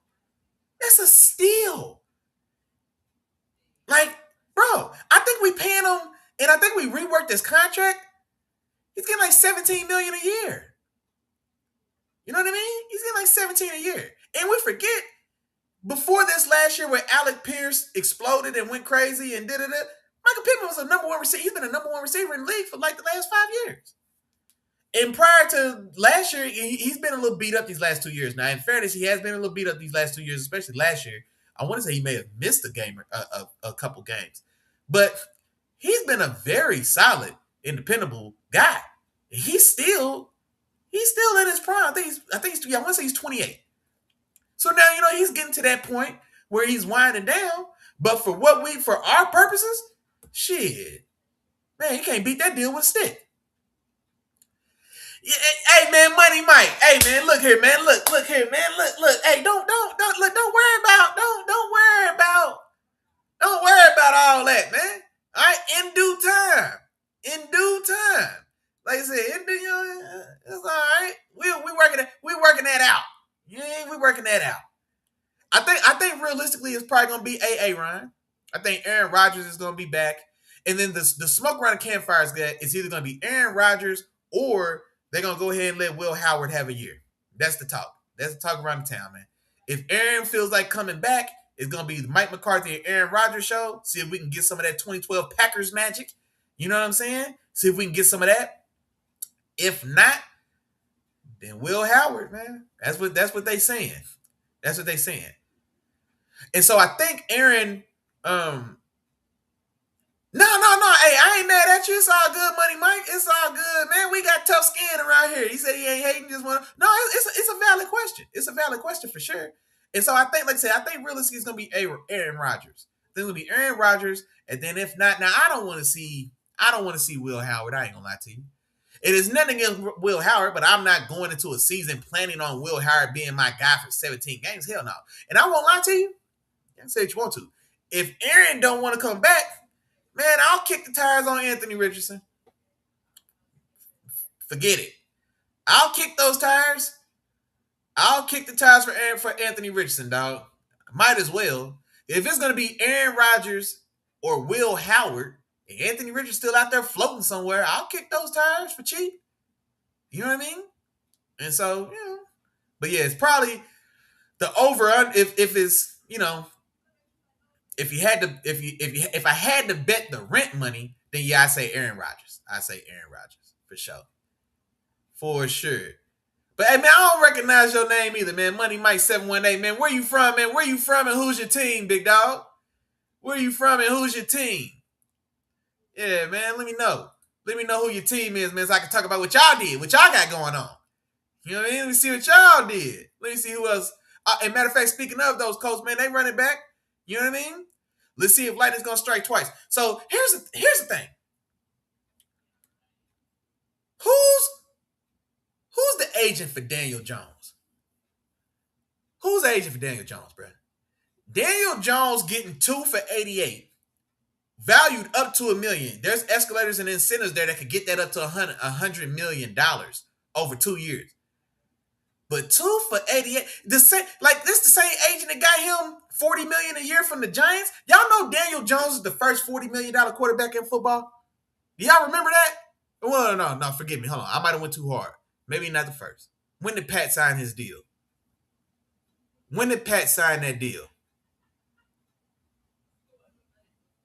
Okay, no, I'm lying. Maybe it was the third. I think Dak Prescott signed with the Cowboys and got the 40. Then I think Pat signed that 10-year, $500 million total value. I think it was 10 for $450, valued up to $500. Now I'm thinking. Those are the 3 names that come to mind. Pat, when he signed that 10-year deal with Kansas City, that put him in the 40s. Dak, because Jerry Jones played, kept playing and delaying it and pushed it back, and he drove, and he He gave Dak an extra 20 a year. If he decided when he wanted to, he could have saved a cool 10, 15 for sure. For sure. For sure. Dak got to 40, and Daniel Jones, because they gave Daniel Jones 40 a year and let Saquon go instead. Long story short, who's the agent for Daniel Jones, man? Because Buddy need to be studied. 2 for 100 coming off of the way that Colts season ended, the way he crumbled in the second half. Now, he got injured, but his play was curtailing before he popped that Achilles. And now he's coming off an Achilles. So 2 for 88 that might get to 100 off of an Achilles for Daniel Dimes? Danny Jones? Man, hey, man. Kudos, man. Hey, shout out to your agent, man. Same thing. I wonder if they got the same agent. Because Alec Pierce getting 4 for 114 off one season. Now, he had a fantastic year. He exploded, man. He had what? He had less than 60 catches. He had more than 1,000 yards. That's crazy. That's fantastic. Do I think Alec Pierce now, and you ship out Michael Pittman Jr.? So now, are we expecting Alec Pierce to be Randy Moss? Like, we're going to run the whole offense based on Alec Pierce catching 2 50-yard bombs a game to open it up for everything else? Is that what we're banking on? Because that's what that money says. When you give Alec Pierce 4 for 114 because he had, 50, somewhere between 55 and 60 catches for like 1,056. I mean, he went crazy. He did. I think he had like 59 catches for like a little less than 1,100 yards. But 4 for 114 says he's going to affect the game like Moss. 4 for 114 means he's going to affect the game like Tyreek Hill. 4 for 114 means that he's going to demand, like that's the type of impact we're expecting when we give Alec Pierce 4 for 114. So they spent over $200 million. No, they spent $200 million on Danny Dimes, Daniel Jones, and Alec Pierce. Hey, man, that's a hard way to make a living, man. That's a hard way to make a living. My goodness. Money Mike said his team, the Giants. Okay. So, yeah, how you feel about Harbaugh and all them changes they got? Now, y'all done made a lot of moves, too, matter of fact. Y'all done made a lot of moves, too. And hold on, actually, I got my little, let me get my little notes here. Because the Giants, y'all have been moving and grooving. Now, here's interesting as well. I think y'all in the draft at pick 5 is very interesting. I think the Giants, I think y'all sitting pretty. Now, I don't know if you follow. Hold on, he said, wait, my dog Hoppy said Pat isn't in the top 10. Oh, as far as quarterback pay, well, not anymore. No, he's been passed up now, the way these quarterback prices exploded. But I was trying to remember, was Daniel Jones the first quarterback to sign for? No, was it Kirk Cousins? How we forget about Kirk Cousins? I think Kirk Cousins was the first quarterback to touch 40 million. Yeah, Danny Dimes and Kirk Cousins, man. Put both their agents in the Hall of Fame right now. I want Kirk Cousins' agent first, then I want Danny Dimes, and then I want Jerry Maguire. You feel me? Because I don't know who's working out deals better than that. I don't know who's got better deals going than that. For sure. I forgot about good old Kirk. But no, Pat right now, yeah, he ain't in the top 10. But when he signed that, it was 10 for 500 is what they put out. But then remember, I think that's with the escalators, it can get all the way up to half a billion. But I think I think in real cash, it was like 10 for 450, so 45 a year on average or something like that. But even then, it was backloaded instead of front loaded. That was a crazy deal that Pat did, man. That was a crazy deal, for sure. But let me see what these Giants did, man. I know y'all signed my dog Calvin Austin from my Steelers. Getting Isaiah Likely over from the Ravens, right? So how about Brains Likely over? Y'all paid him good money too, man. 3 for 40 is damn good money. And I think it can be worth up to 47.5 is what it says here. So that's damn good money to Isaiah Likely, right? And I'm curious to see what he looks like with a chance to be like a more of a focal point in the offense. Right, because in all his time in Baltimore, he was playing second fiddle to Mark Andrews. There was a short stretch there where a lot of people was thinking like, hey, man, it's time to maybe they should let Andrews go and re-sign Likely. I remember that was conversation for a little bit in Baltimore, but they end up re-signing Andrews. They let Likely go. Harbaugh goes to New York. He brings Likely with him and cashes him out. And so I'm curious to see what he looks like truly sitting in that number one tight end seat, and then also to see what Harbs and the crew do with him as far as in the offense how much of a focal point he's going to be. With the money y'all gave him, I think he's going to be very focal, and especially with Malik Neighbors, we still don't know how he's going to be coming off that knee, because I think there was some talk not too long ago that like Neighbors was still in like an air cast or like in a walking boot or wasn't like he was still in the heart of rehab. Like, you know what I'm saying? Like he hadn't even really got to the point where he's starting to like go into the PT phase, right? He's not going into like physical therapy. We actually like working out and strengthening that leg. Like he was still waiting on that just like a month ago, right? I think like around the Super Bowl, he was still 9 weight bearing, like around the Super Bowl, if I'm not mistaken. So Malik Neighbors in that knee, man, we don't know what he's going to look like on the other side as well, or how soon he'll really be ready. And let's say even when he gets back, we don't know how long it'll take for him to get back to himself, though, coming off a drastic knee injury. So yeah, Isaiah Likely's going to have to be big for that offense. He's going to have to be big for that offense. I'll tell you what, at pick number 5, who I like for y'all, it makes more sense to me. Cause I already told y'all how I feel about Carnell Tate. He's a good guy, but I look at him and I see Romeo Doubs. I'm not drafting Romeo Doubs top 5. I just ain't. Respectfully. I don't mean no disrespect. But at 5, I want to see y'all go get Jeremiah Love, man. And I know it's weird to say that, especially for the Giants, because the Giants y'all been down that road before. Y'all took Saquon with a top 5 pick. Y'all took him number 2. You know what I mean? Saquon went 2 in that draft behind. Was that the Baker Mayfield draft? Was that the Baker Mayfield number 1, Saquon 2, Sam Darnold 3 to the Jets? Was that draft? I believe it was. So y'all, you know what I'm saying? Y'all went pretty high for a running back. And I think that was the year after Danny Dimes. It's crazy. Or is that the year before? Whatever. Maybe I'm mixing up that draft. But I know it went quarterback, Saquon, quarterback, I believe.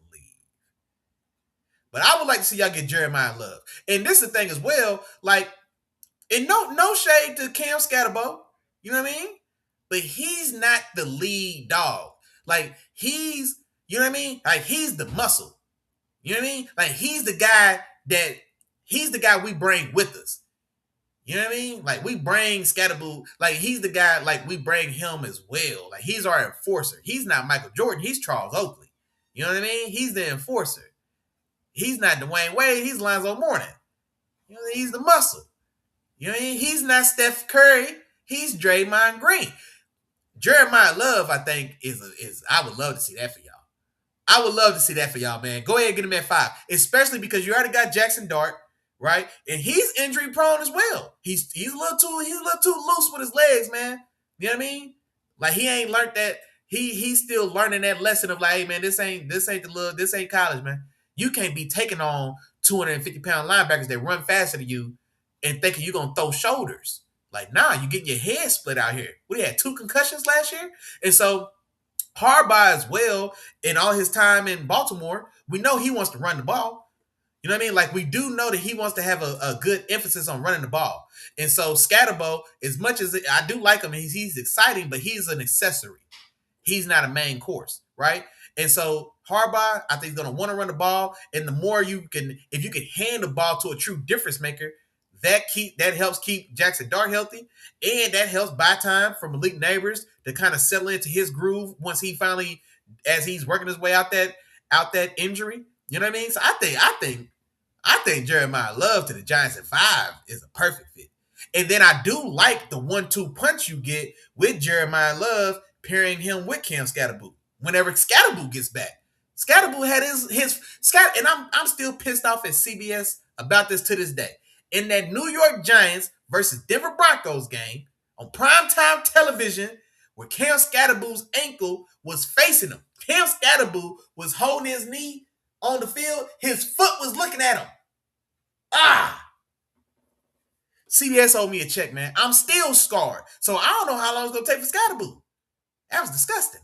Him and his ankle had a face-to-face talk. I've only seen my foot look like this. Cam Scatterboo and his foot had a face-to-face conversation. Hell no, man. Hell no. And so you got Scatterboo coming off the ankle.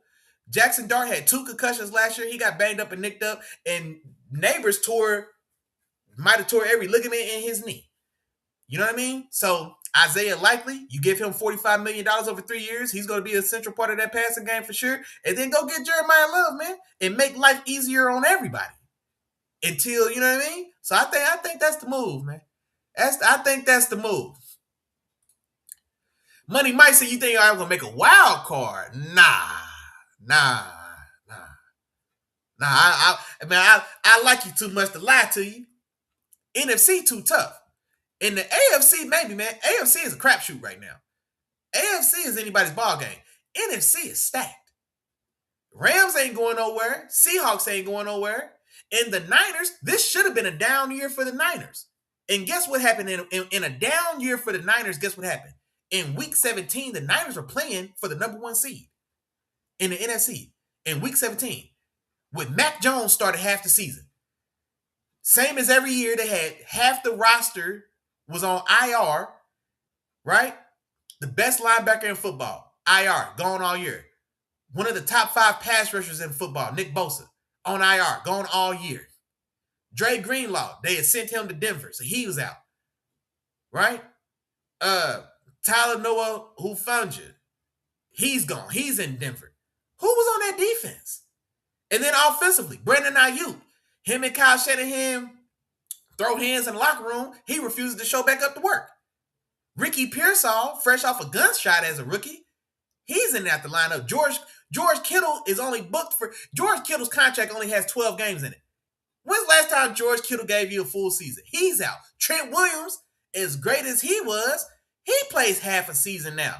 You know what I mean? And he's only getting older. The rest of the offensive line is Garbaggio. And then you had Brock Purdy that nobody respects, and he didn't even play most of the season. Or half the season was split between Brock Purdy and Mac Jones. And with that team, bro, they were the number 1 seed in week 17. If they'd have beat the Seahawks at home, they would have had the number 1 seed in the NFC playoffs with the year they just had. So the Giants, wild card, dog, the NFC stacked. 3 teams in the NFC West got half those spots off rip. So 3 of those spots is gone. We ain't even talk about, that's just one division. We ain't even talk about your division. The Eagles and the Cowboys, no, you know what? No, I still got to put the Eagles and the Cowboys ahead of y'all. And the Commanders are revamping. Jaden Daniels was all beat up all last year. Dan Quinn kept sending him out onto the field to get killed. Right? But now they revamping and they reloading. So that NFC East is going to be a dogfight, but I still think that most of us, if we're being honest, would still say that the Eagles are still in the forefront of that division. And then I still do think you got to put the Cowboys ahead of y'all in your own division, because the Cowboys was the next closest team to a playoff spot. My dog J2 Trill's Cowboys, you know what I'm saying? So I don't know, cuz that's tough, man. Somebody's got to get in from the NFC South, right? The Saints are resurgent. The Falcons just signed Tua Tagovailoa, so I don't know who thinks they going anywhere anytime soon. Who else in the South? Falcons, Saints, the Bucks. You know, Ty Bowles on his last legs. They just sent Mike Evans away, or Mike Evans didn't want to come back. He had enough. But somebody from the South has got to get in. That's a spot. So we got 3 for the NFC West. We got somebody for the NFC South that's got to make it. We got the Eagles from the East at least getting in. They're not going to be worse than a wild card. Even if somebody finds a way to steal that division, they're not going to be worse than a wild card. But I think if we're being realistically, they probably win that division. But that's 5 of the 7 seeds. And we still ain't talking about the NFC North. Bro, there's 3 NFC North playoff teams. The Bears, they in, right? The Lions, you know, we'll see. We'll see if maybe that ran dry. Maybe they missed their shot. Maybe that window's closed. We'll see. But the Lions, they'll probably, I would think that they're slated to have a better season holistically than your Giants, though. So I would still say if there's going to be a wild card race, I don't think y'all beat the Lions for that spot. And then the Packers. You know what I mean? Like the Packers are still a legit contender as well in that NFC North. So I ain't gonna lie, man. Wild card might be too ambitious, at least in Harb's first year. It might be a little ambitious. He said Neighbors gonna miss the first 4 to 5 games. Damn, he's still that hurt. Like, God, dog, man. He's been out a long time. Cause, bro, Neighbors tore his knee in Jackson Dart's first game. The game that Jackson Dart replaced Russell Wilson in is the game that Malik Neighbors got injured, if I remember right. Because Jackson Dart's first game, he beat Justin Herbert and the Chargers. And Malik Neighbors got hurt. He either got hurt in that game or he went down the week before. Because I don't know if Jackson Dart and Malik Neighbors got to play more than like a quarter and a half together. So that was early on, bro. Like Malik Neighbors went down like week 4 or 5. Right? And so all that time, and he still may miss the first 4 or 5 of this coming season too, bro. That's man, prayers up, man. Cause that's a long time, dog. We seen Adrian Peterson run for 2,000 yards 2 years, 8 months off of an ACL and a PCL. That's 2 a big 3. And I think he might have did something to his meniscus. And in 8 months, he was 8 yards from breaking Eric Dickerson's record. So, man, with today's technology and medicine, Malik Neighbors he might still miss the first 4 or 5. He gonna start on the PUP list, dog. If at the earliest he can come back in the first 4 or 5, that means PUP list. Dog, that's crazy, man. Damn. I gotta look it up now. I gotta see what all happened to that boy's knee. Cause it sounds like he tore everything in there, bro. God, dog, man. I didn't know it was that bad, man. I thought he'd be back before then. Cause week 4 or 5 is crazy. He left in like week 4. Yeah, that's crazy. Yeah, I gotta look this up after the show, man. I gotta see what all happened to that boy's knee. Goodness gracious. He said love and scat is unstoppable. No, that's a nice one too. You know what I mean? Like you remember, I don't know how old you are. You know what I mean? But let's say if you old enough to still not be too wet behind the ears, you might remember like Ahmad Bradshaw and Brandon Jacobs. You know what I'm saying? When they had that thunder and lightning back then. You know what I mean? Like I think like Jeremiah Love, I think, is a definitive upgrade over Ahmad Bradshaw. But now Scat's not Brandon Jacobs, but just the way that those Giants teams had that 1-2 punch. And then also they had Tiki Barber before that. Man, come on, man. Yeah, y'all had a 3-headed monster back then before Tiki retired. Tiki Barber, Ahmad Bradshaw, and Brandon Jacobs, all in the same backfield? Shit. And then with Tiki retired, Ahmad Bradshaw and Brandon Jacobs went 1, you know what I'm saying, 1 and 2. And so now Jeremiah Love and Cam Scatterbo, maybe that's a little. We've seen those type of thunder and lightnings. Y'all remember Chris Johnson and Lindell White? If you're a little older, you know what I'm saying? If you ain't too wet behind the ears, you might even remember Ward Dunn and Mike Allstott. Come on, man. Y'all quit playing with me, man. You know what I mean? So if you can get a legit 1-2 power combo, a power and speed combo like that, like it's definitely dangerous. And especially for that Giants team, like we was talking about, because Malik Neighbors, boy, I don't know what the hell's going on with his leg. Boy, I gotta look that up. Shit. Yeah, I gotta look that up. My goodness. But now, shout out to Mike, man. You one of them members now, big dog. Hit that like, share, and subscribe button for me, man, before you get up out of here, man. I appreciate you. Money Mike, I'm going to have to remember that next time you pop up, man. Money Mike, you a Giants fan. I got you. Let me see, man. What else been going on? Yeah, we had a couple other moves, man. Kyler Murray to the Vikings, Tua Tagovailoa to the Falcons, Mike Evans to San Francisco. You know what I mean? So now Kyler Murray to the Vikings, I'm curious to see what happens. I'm not gonna lie, because Justin Jefferson is my favorite receiver in football. If you don't know, I'm a huge Justin Jefferson fan. You know what I mean? It's a damn shame what Justin Jefferson been having to go through these last 2 seasons. Watching Sam Darnold leave his building and go win a Super Bowl the next year. Boy, he should slap the shit out of Kevin O'Connell. You know what I mean? And then watching JJ McCarthy throw dirt balls, you know what I mean? Messing up my legacy and my stats. I gotta watch George Pickens and Jackson Smith and Jigba and Jamar Chase. I gotta watch these guys go crazy. Like I ain't still that guy. Like I ain't still Jettas. Like I ain't still the man around here. Man, yeah, I hope Kyler Murray get over there with Kevin O'Connell and go crazy, man. I need Justin Jefferson to have 1,800. I need 1,800. That's what I want for my dog, Justin Jefferson. Then Tua tag your mama.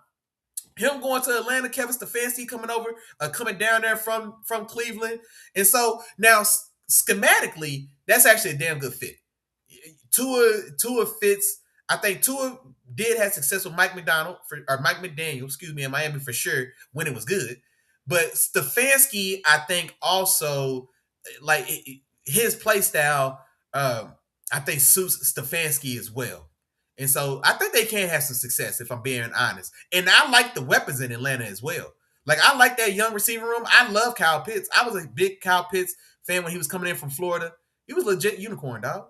You know what I mean? He really was. And now, it hasn't necessarily lived up to everyone's expectations.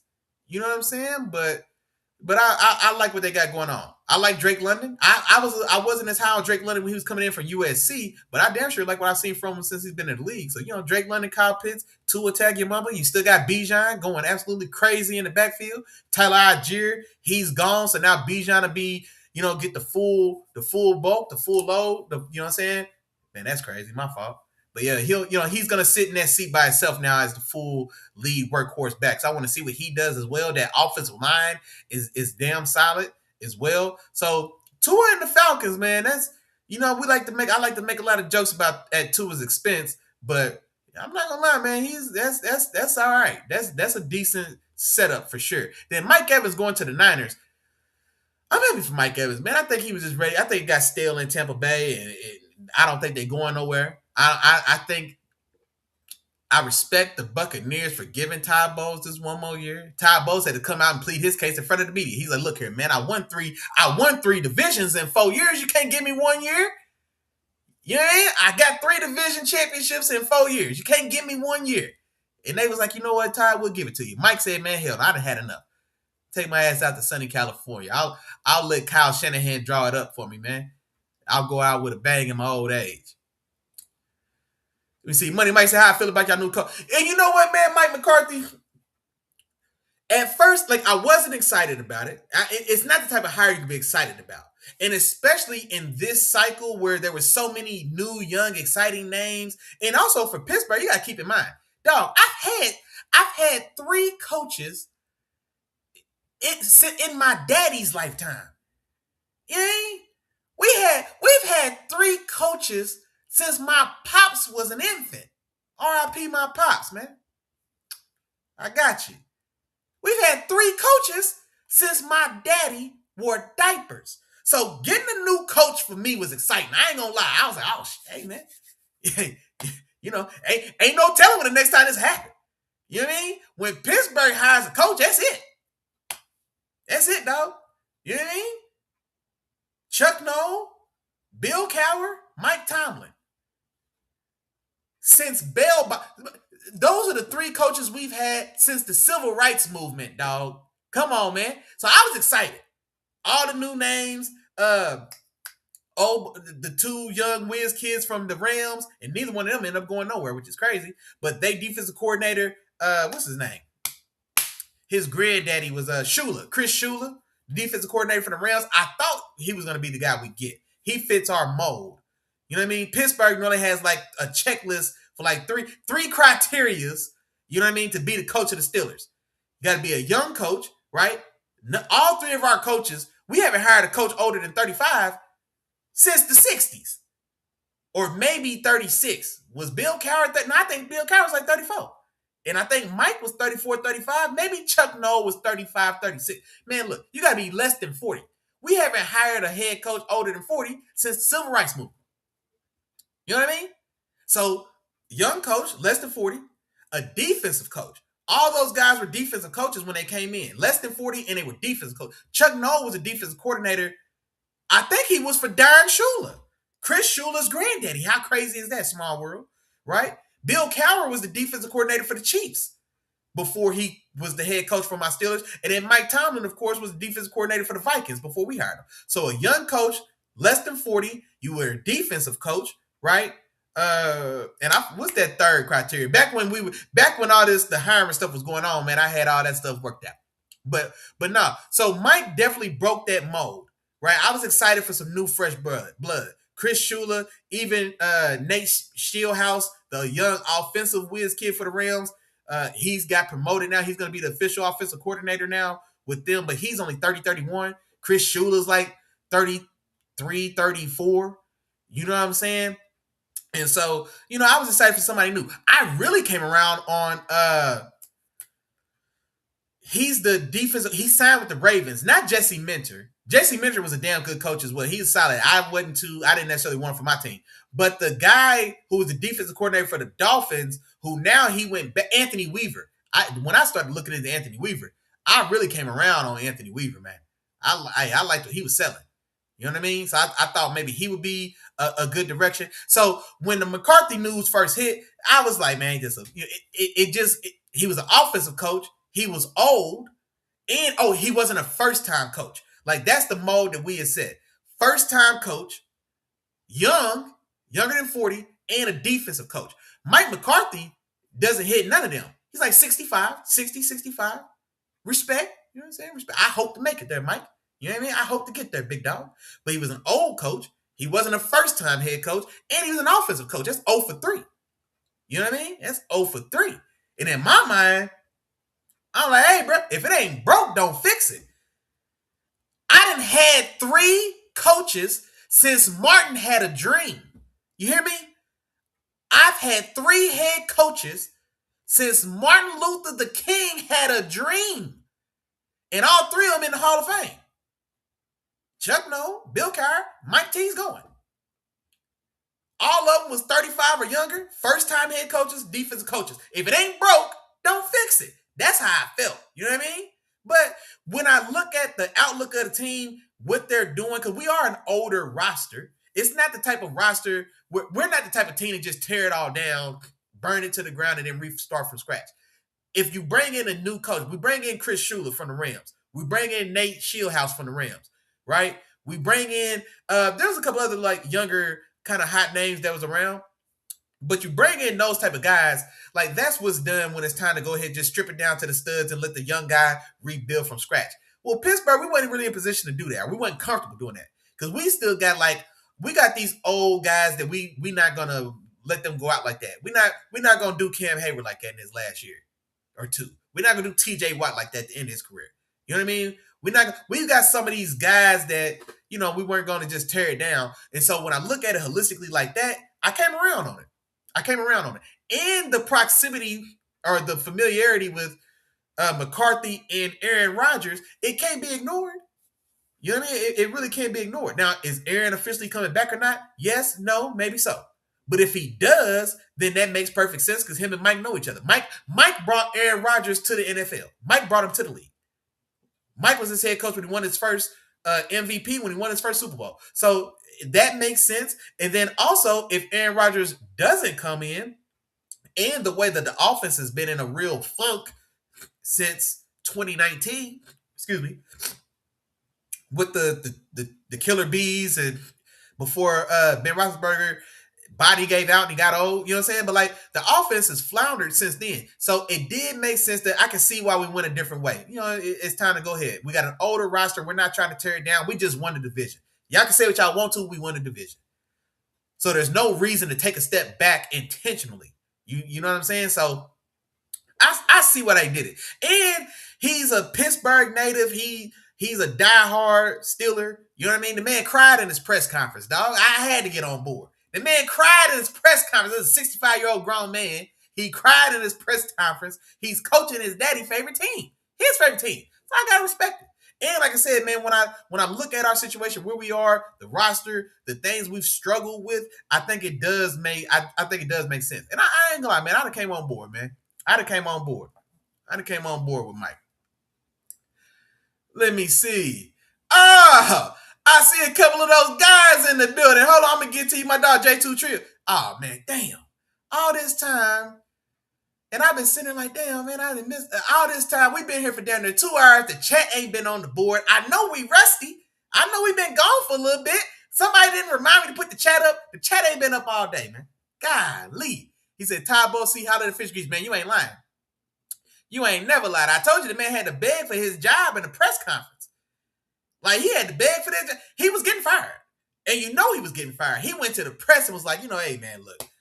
Man, I won 3 division titles in 4 years, man. Y'all can give me 1 year. Y'all gonna do me like that? I got 3 divisions in the last 4 years, man. Give me one. Y'all can't give me one. I gave you 3. You can't give me one. And then the Bucks, they went ahead and said, all right, we'll give you this last one. Mike Evans said, I can't believe this shit, man. I'm out. I'm tired of this. I'm out. But yeah, man, I think this is probably the last one for Ty. Now, here's what's crazy. When Ty, and matter of fact, my dog Chop in the building, man. Chop, you remember when Ty Bowles got that job? When Bruce Arians retired or left after the Tom Brady Super Bowls? And man, hey, me and my dog Chop was talking about whether or not, man, what's homeboy's name, man? Now that I was trying to say his name, now I'm forgetting. Byron Leftwich. I remember me and my dog Chop was talking about whether or not Byron Leftwich deserved a shot at that job. Byron Leftwich was the quarterback coach under Bruce Arians, and then he turned into the offensive coordinator, right?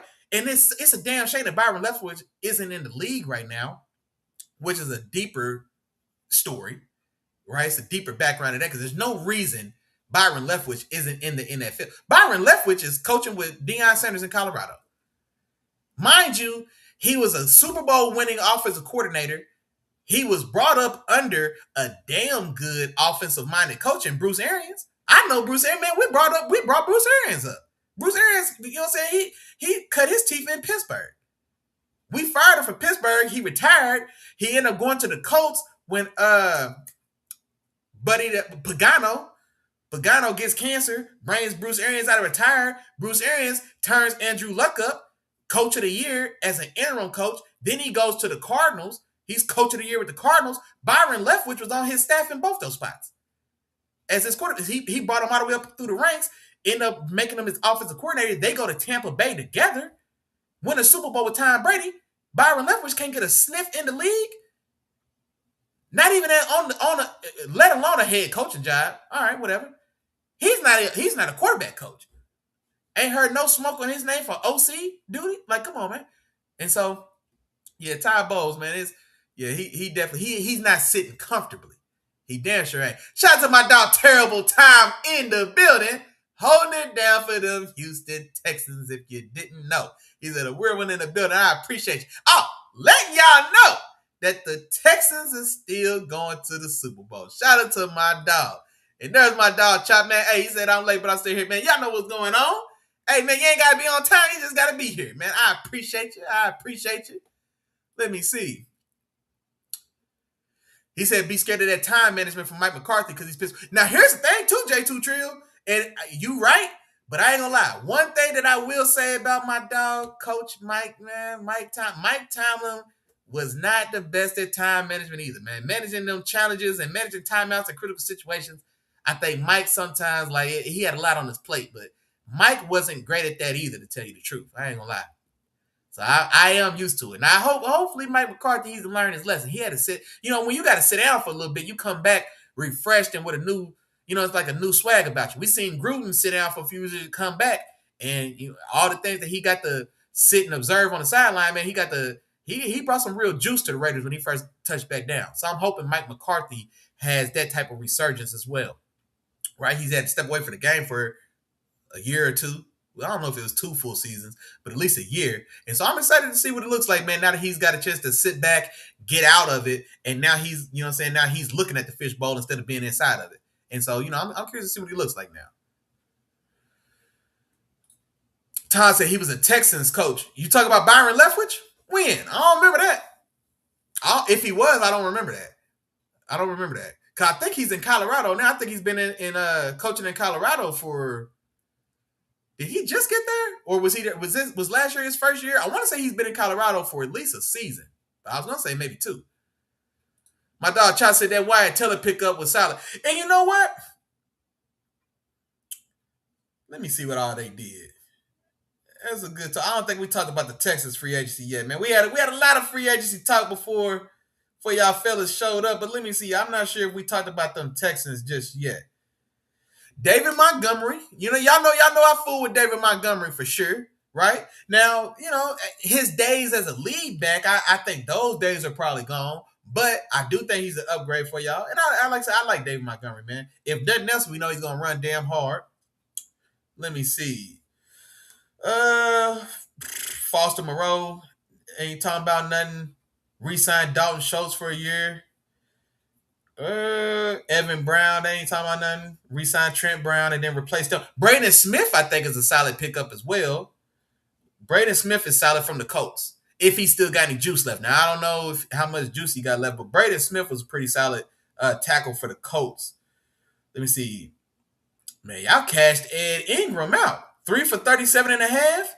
And then Wyatt Teller. I mean, they did do a lot of work on that offensive line for sure. Now, here's the thing with Wyatt Teller in that, because he came over from the Browns. That Browns offensive line, those guys was solid, but they have been getting a little older. How old is Wyatt Teller now? I'm curious. I wonder how old he is, because it feels like he was in Cleveland for a decade. Him, Joel Bitonio, back when they had Alex Mack at center. Man, come on, man. Y'all don't know. Y'all too young, man. I think Wyatt Teller was there when Alex Mack was the center before he went to Atlanta. And you know what I'm saying? But yeah, him, Joe Bitonio, Wyatt Teller, Alex Mack. Yes, he was there for a while. So I think he's got to be getting older. But now, if he still got some juice, in those legs, then hell yeah, I'm with you. Man, what's going on with Danielle Hunter? 1 year for $40 million? Like, why is he only getting a 1 year extension? Like, what more does the league want for Danielle Hunter? I've been campaigning for Danielle Hunter for like 4 years now. I've said it before on the show. I still don't understand why the Vikings let him go. I don't give a damn what they're talking about. All the man does is give you 12 sacks a year. Shit. Yeah, but yeah, 1 year extension for $40 million? God, dog. Goodness gracious. Man, y'all made a lot of moves. Logan Hall on that defensive line, Sheldon Rankins, oldie but goodie, Reed Blankenship coming over from the Eagles. Reed Blankenship had a rough year with the Eagles this last year. Man, y'all signed 2 safeties. Man, what y'all need more? Y'all ain't got no room in the secondary. Reed Blankenship and MJ Stewart. And y'all gave Reed Blankenship some money. Y'all gave Reed Blankenship some money like he's starting. Why Reed Blankenship getting starter money when y'all got, what's the young guy for USC in y'all secondary y'all like? He's skinny as a pencil, but I like him for USC. Damn, now I can't think of his name. But y'all gave Reed Blankenship starter money. Or, roughly start, it ain't backup money. 3 for 25 as a safety. It's not high price starter money, but he's gonna have he's taking somebody. He's getting 60% of snaps. Kalen Bullock, that's who it is. I know damn well we're not gonna pull Kalen Bullock off the field for Reed Blankenship. Hell no. Petrie's in the nickel. Who's Reed Blankenship replacing? Who am I missing? Who's Reed Blankenship replacing? Y'all don't know. Y'all made a lot of moves though. Y'all definitely did. Let me see. Here we go. That's crazy. No, it's solid. You know what I mean? It's not as, Wyatt Teller's a solid addition. You know what I mean? It's not as cool as getting Michael Pittman Jr. and Jaquan Brisker and Rico Dowdle. You know what I mean? Jamel Dean. It's not as big as moves as those moves. But Wyatt Teller's pretty solid, man. Wyatt Teller's pretty solid. He's pretty solid. He said when y'all win the Super Bowl, y'all gotta be a guest speaker. Yeah. Y'all be closer to get there, man. All y'all gotta do is trade CJ Stroud. If you could bring in somebody at the quarterback position, I like your chances. I like your chances if you got somebody pulling the trigger. I don't know about the trigger man. Hands a little shaky. You know what I mean? Hands a little shaky under the gun. I don't know. Hey, I did see Tank Dell back in, man. He been gone for 2 years. And matter of fact, man, shout out to Money Mike, man. He's a Giants fan. We was talking to him about Malik Neighbors. Man, he was saying that Malik Neighbors might not be ready to come back to like week 4 or 5. And I'm like, well, damn. Because Malik Neighbors went out in like week 4 or 5. And I think if I remember right, I think around the Super Bowl, he was still 9 weight bearing. And if he's still going to be on the pup list to start the year, and he went out in the first month of the year, like it made me think about Tank Dell, because Tank Dell missed like 2 seasons. Or maybe it felt like 2 seasons. It feels like it's been 2 seasons since we seen Tank Dell. Yeah, they had 2 draft classes. They had 2 batches of receivers through that building since Tank Dell was happening. That's crazy. Yeah, that's crazy. I'm curious to see what it looks like. You know what I'm saying? Honestly, because him and CJ Stroud definitely had something going. That was CJ's rookie year. CJ ain't looked the same since they lost Tank Dell, now that we think about it. CJ ain't been CJ since he lost Tank Dell. That's crazy. That's crazy. Is it time to pay Will Anderson already? Is it time to pay him? When will Anderson get into the league? No, this would be year 4. I think you're right. I think this is about to be year 4. So yeah, he's after this season, y'all get the option for the 5th year out. Is this year 4 or is this year 3? For Will Anderson. This might have been year 3. So yeah, maybe he's going into year 4. Yeah, hey, I can't blame you. Pay him earlier than later. Well, we seen what happened. We seen what happened when you sit on it. For sure. He said, nah, just 1 season. Man, it feels like forever. Boy, this was a long 1 season, dog. If Tank Dell missed 1 year, boy, it was a long 1 year. My God. It was a long 1 year.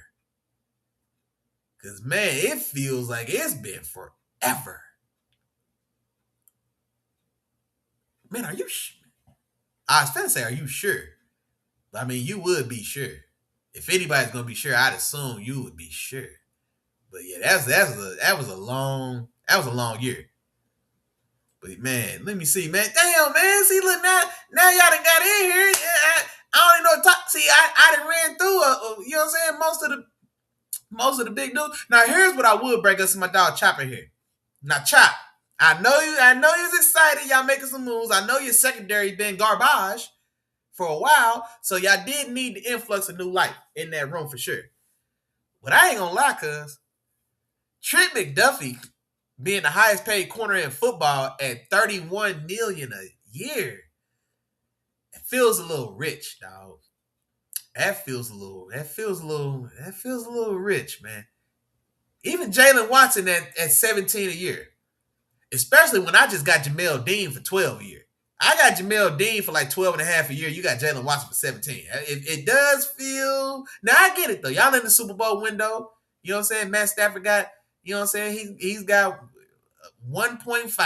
He'll give you 1, and he don't know if he's going to give you 2.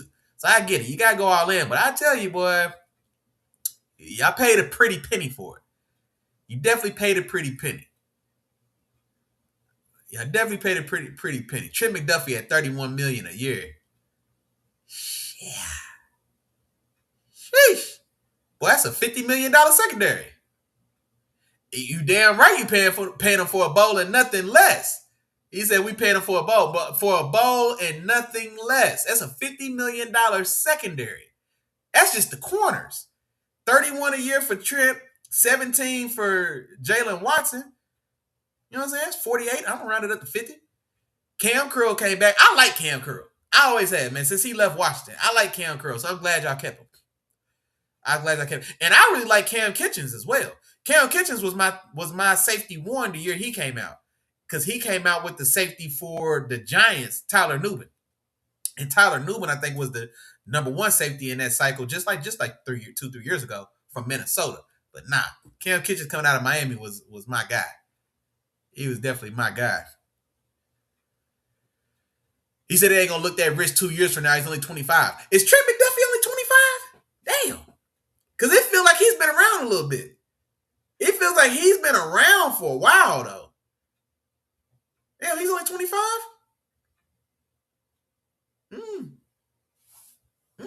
I didn't. Yeah, I mean, I knew he was young. I didn't think he was old, but like seeing you say that he's only 25, that feels a little younger than I probably thought he was. Now, I didn't think, if anything, honestly, I mean, I didn't think about it. But when you say 25, like when I read 25, I was like, damn, that feels a little young. You know what I mean? It feels, man, are you sure? When was that first Chiefs Super Bowl? When that first Chiefs Super Bowl 5 years ago, he was on that team. Maybe he was a rookie. Shit, yeah, no. Shit, maybe he is 25. Well, now I ain't gonna lie. I think that 31 is gonna stick a little bit. There's no corner coming up to break that. You know what I mean? Christian Gonzalez ain't due for a payday, and I ain't gonna lie, he's flashed, and I really like Christian Gonzalez. He's flashed. I don't think it's time for him to reset the market. You know what I mean? Like Sauce, Surtain, Stingley, and Horn already all been paid. So the next guy to break the market probably going to be, Christian Gonzalez and Quinyon Mitchell. That's the next class. But those guys are probably 2 years away. I think those guys are probably 2 years away before they cash out. So Trent McDuffie going to hold that title for he going to hold that title for the next 2 seasons. But I ain't gonna lie. I like Trent McDuffie. I do. I don't know if I would ever consider him tier 1. I still think there's a level. I don't put him on the same level as the tier 1 guys for sure. And honestly, I think he's better inside. I think his roughest snaps are when he's outside against a real true deal, like a true blue number 1. When he's lined up against a true blue number 1 outside, I feel like he falls short. But also, like, I don't necessarily think it's his game. I definitely think he's better on the inside. And so in my mind, maybe that's what's throwing me off. Because in my mind, I think he's best as an inside guy. He's inside, outside, flexible for sure.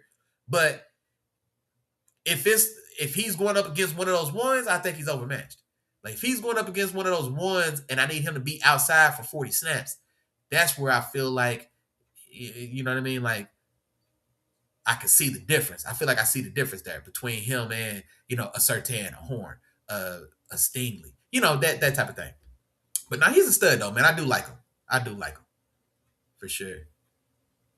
I do like him. I ain't going to lie. Let me see what else happened, man. What else happened, man? And matter of fact, man, I'm already 2 hours in, man. I got to wind it down. Matter of fact, if you got something to say, drop it in the chat. Y'all know what's going on. Drop it in the chat. Talk to me. I talk back. But yeah, man, I'm just looking for some of those other big deals, man, that I already touched on earlier, man, while I got my dogs in the chat. Let me see, man. Daniel Jones and Alec Pierce hitting Indianapolis for $200 million. That's crazy. That's crazy. Here's a question for you, Chop, before we get out of here. Matter of fact, I'll use this to wind it on down, man. Kyler Murray or Tua Tagovailoa? Which do you think performs best? Like, how am I trying to say that? Like, between Kyler and Tua, who do you think performs better? Who do you think performs better? Between Kyler in Minnesota or Tua in Atlanta? Because here's the thing. Here's the thing as well. Oh, hold on. I just seen something said Washington the best team in that division this year. Mark my words. Talking about the Commanders? Hold on, man. First off, Jaden Daniels got so beat up last year. I'm not sure. Nah, hell no, man. I can't put them at number 1. As dysfunctional as the Eagles are, they're still the clearly most talented team, I think, top to bottom in that division. As beat up or as dysfunctional and wild as that locker room got with everything that's going on and everything we know about that locker room, I still would think the Eagles are the best roster. And I mean, they got the best team in that division. I still got to give it to them. Washington, first off, who's an injured Jaden Daniels throwing the ball to? You know what I mean? Debo's gone. And, he was there. He was better for them last year than he had been like his last 2 years before that in San Francisco. But, That wave is past, and he's gone. They've got Luke McCaffrey slated as a starter right now just because ain't nobody else in that room. So they got Luke McCaffrey. Nobody. Who else is over there? I'm trying to even think, dog. Come on. Did Diami Brown resign with the Commanders? Like, ain't nobody over there to throw the ball to. And they don't have a good complement in the run game. So it's all Jaden Daniels in a piss poor offensive line.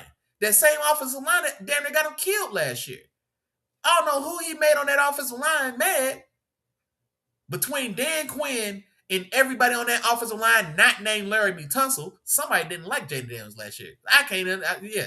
So, like, no real running game to pair with him. Outside of Laremy Tunsil, the rest of that offensive line ain't talking about nothing. They got the young rookie right tackle from Oregon. He's going to be going to his second year, so hopefully, you hope he improves. But like, I don't see how you got there, bro. That defense, for sure, they need people. Now, they spent a lot of money. The Commanders, they spent a lot of money, but would they really buy? Like, the Commanders, they signed Rachaad White from the Buccaneers to probably be the lead back. And how much they give him? It don't even say how much money they give him. But Rachaad White is slated to be the lead back right now. No, respectfully. And he from Kansas City. He from the crib. So I ain't even trying to go hard on you like that, Rachaad White, because you from MIZ and all that, baby. I see you, Kansas City. But nah, man. You don't tickle my fancy. Yeah, they re-signed Diami Brown. He ain't been able to crack that lineup if he starts right now because there's just nobody else in that room. Traylon Burks, they brought him back as well. Nothing. Van Jefferson, they signed Van Jefferson in free agency. Boy, I'd have thought he faded off into the sunset by now. I didn't know he was still cashing NFL checks. Shout out to Van Jefferson. Now, they do sign Chig Okonkwo from Tennessee. He's that young, athletic tight end from the Titans. And honestly, I was surprised to see the Titans let him go because I thought him and Cam Ward had something going a little bit. So they do sign him at tight end. You know what I mean? But, that's a solid signing, but it doesn't change the temperature in the room. Like I said, Larry Tunsil got a new $60 million extension for 2 more years. I'm looking for it. K'Lavon Chaisson at defensive end on a 1-year deal. No. Charles Omenihu from the Chiefs, big body. He's more like a 4-eye that he had to play 7-tech. You know what I mean? But you signed him on a 1-year, $4 million deal? No. You know what I mean? They overpaid for Adafe Owe. For $100 million off of his first good season, his first standout season with the Chargers playing on the other side of Khalil Mack. He gets 4 for 100. You know what I mean? Like, I don't know how much stock I could put into it. We got to see it. That feels a little rich. Now, I tell you the side that I like, Leo Chenal. And shout out to my dog Miles, man. I love me some Leo Chenal. I'm not gonna lie. I like Leo Chenal's game. I do. You get him on a real affordable deal. But honestly though, in that defense, that Dan Quinn defense, I don't know. Leo Chenal, he's more like an old school Sam linebacker. You definitely want him coming forward instead of running backwards. You know what I'm saying? He's not going to play on the edge. Like, he rides that fine line. Like, you can walk him down and line him up in that Leo or lion role if you want to, because he's strong enough at the point of attack. You know what I'm saying? And I like Leo Chenal's game. I do. Amik Robertson, he comes over to start at one of the corner spots, but you're already small in that secondary as well. Amik Robertson and Mike Sanders still, they both, 5'9", 180 pounds? You know what I'm saying? Like, I don't know, cuz. I had to go through and see what they did. They made a lot of moves, but I don't think any of those moves are strong enough to propel them over the Eagles. Even with all the dysfunction that the Eagles got, I don't know. We got to see what Jaden Daniels looks like trying to come back from all those injuries last year, and they still ain't got nothing around him. He said they're getting a pass catcher in the draft. Man, you better hope. You better hope your boy Carnell Tate make it there. Now, I'm not that high on Tate. Oh, yeah, you know how I feel about Tate. When I see Tate, I think he's Romeo Dobbs, dog. He's got good, not great everything. He's got good size. He's like 6'2", 200. That's good. He's not small. It's not special size. He ran a 4.53 at the combine. It's not slow. It's good speed. It's nothing special. I think he's got good hands.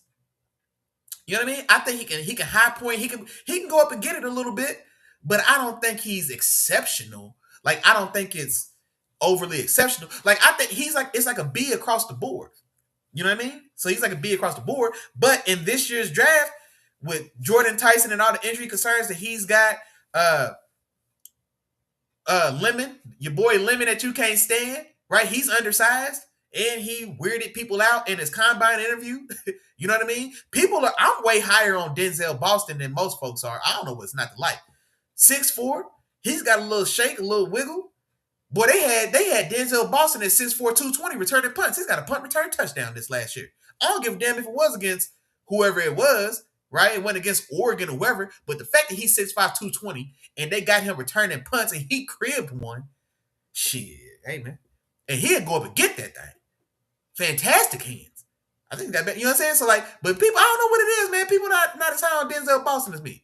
I know Chris Bell, the guy from Louisville that me and you both like, we both pretty high on Chris Bell, but shit, he's injured. He's not going in the first.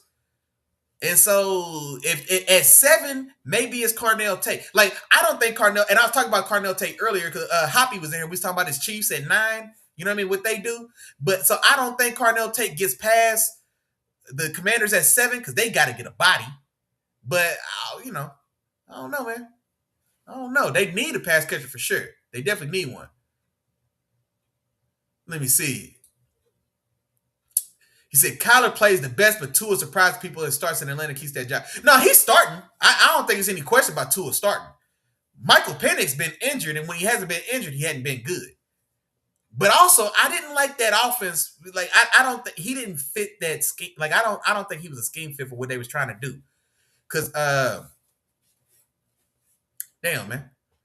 I'm trying to think of the coach, and I feel bad, man. He's a bruh, too. The defense coordinator from the Rams that came over took over as the head coach, and he brought one of the Rams guys as the offensive coordinator. But Penix, his game didn't suit that Shanahan's, or not that Shanahan, that McVay offense they tried to run in Atlanta with Penix. It just wasn't his game, and so it looked ugly. So, but I ain't gonna lie. Stefanski and Tua, I think Stefanski and Tua gonna be all right. I ain't gonna lie. Because I think he fits that Stefanski scheme and what Stefanski wants to do. And I like those weapons. You got Bijan now, who's going to get he's going to get the full workhorse load for the first time now that Tyler Algier is gone. Drake London is really coming into his own. He's a very solid player. Kyle Pitts is coming into his own. You know what I'm saying? Raheem Morris. There we go. I don't know why I've been blanking on names all day, dog. But yeah, Raheem Morris. But no, I'm not gonna lie. It's a lot to work with in Atlanta, and that offensive line is solid. It is more of a run blocking offensive line, but still, it's a damn solid line. You can do a lot worse than that Falcons offensive line for sure. And so that offensive line is an improvement, I think, on what he had in Miami. He's got Bijan, right? Now he had a stud running back at Devon Achane, but he's got Bijan coming into his own. Drake London, Kyle Pitts. It's a lot to work with. It's a lot to work with in Atlanta for sure. Kyler, I hope Kyler goes crazy, man. My dog JJ don't deserve this, man. My dog Jettis don't deserve what he's been put through for these last 2 years. You know what I mean? So I hope Kyler gets off. There's not as many weapons though in Minnesota. I ain't gonna lie, man. When I really looked at Minnesota, especially like for the draft and stuff, like, bro, they got a lot more holes than I think I really thought about. They need a running back yesterday. Aaron Jones and old boy that was a backup with the Niners, they ain't it. You know what I mean? We got to do something about both of them. They wide receiver 3 just signed, he probably got overpaid a little bit to go to Las Vegas and play for the Raiders, but Jalen Naylor, so he's gone. Jordan Addison is hit or miss, and then also, man, he's got a little extracurricular activities, man. You know what I mean? He's allowed to be suspended coming up. And so, you know, it's not like that. TJ Hawkinson, he's, you know what I'm saying, serviceable, but he's not, you know, he ain't changing the temperature. And so that Vikings team, man, it's a lot more holes there. But Kevin O'Connell, he's one of those QB whisperers, man. And I'm not gonna lie, the best of Kyler is a damn good quarterback. Like, we forget, like, Kyler has shown like extended stretches where he could be productive. That first year where he got D-Hop, boy, they was turning up. Boy, look, he was way more than serviceable. It was damn good. And so, you know, he can air it out a little bit. So yeah, I'm curious to see how that shakes out, man. My head says Tua. I ain't gonna lie. My head says Tua, but my heart's pulling for Kyler. I need Jettas to get 1,800. I'm tired of all these young guys coming up, man. They thinking they the guy around here. Now, Jettas still run this league, man. I respect JSN and George Pickens and Jamar Chase and all these guys. But no, man. Jettas just need somebody to get him the ball. I'm ready to see Jettas, man. I'm ready to see Jettas come back and reassert himself as that guy. For sure. For sure. But no, man, I ain't gonna lie. I think and it's been a while. It's been a while, man. So for this one to be the first one back, you know what I'm saying? The first show since the end of the Super Bowl. It's I ain't got no excuses for y'all, man. I apologize. I apologize. Oh, this is Chase's league. Man, look, I just said I was finna wind it down. This is school night. You trying to make me argue and stay on the phone, stay on the show all night, man. All right? No, I ain't gonna let you do that to me. I ain't gonna let you do that to me. Yeah, I ain't gonna let you do that to me. This ain't Chase's league, though. He was the third best receiver in football this last year. He wasn't better than George Pickens.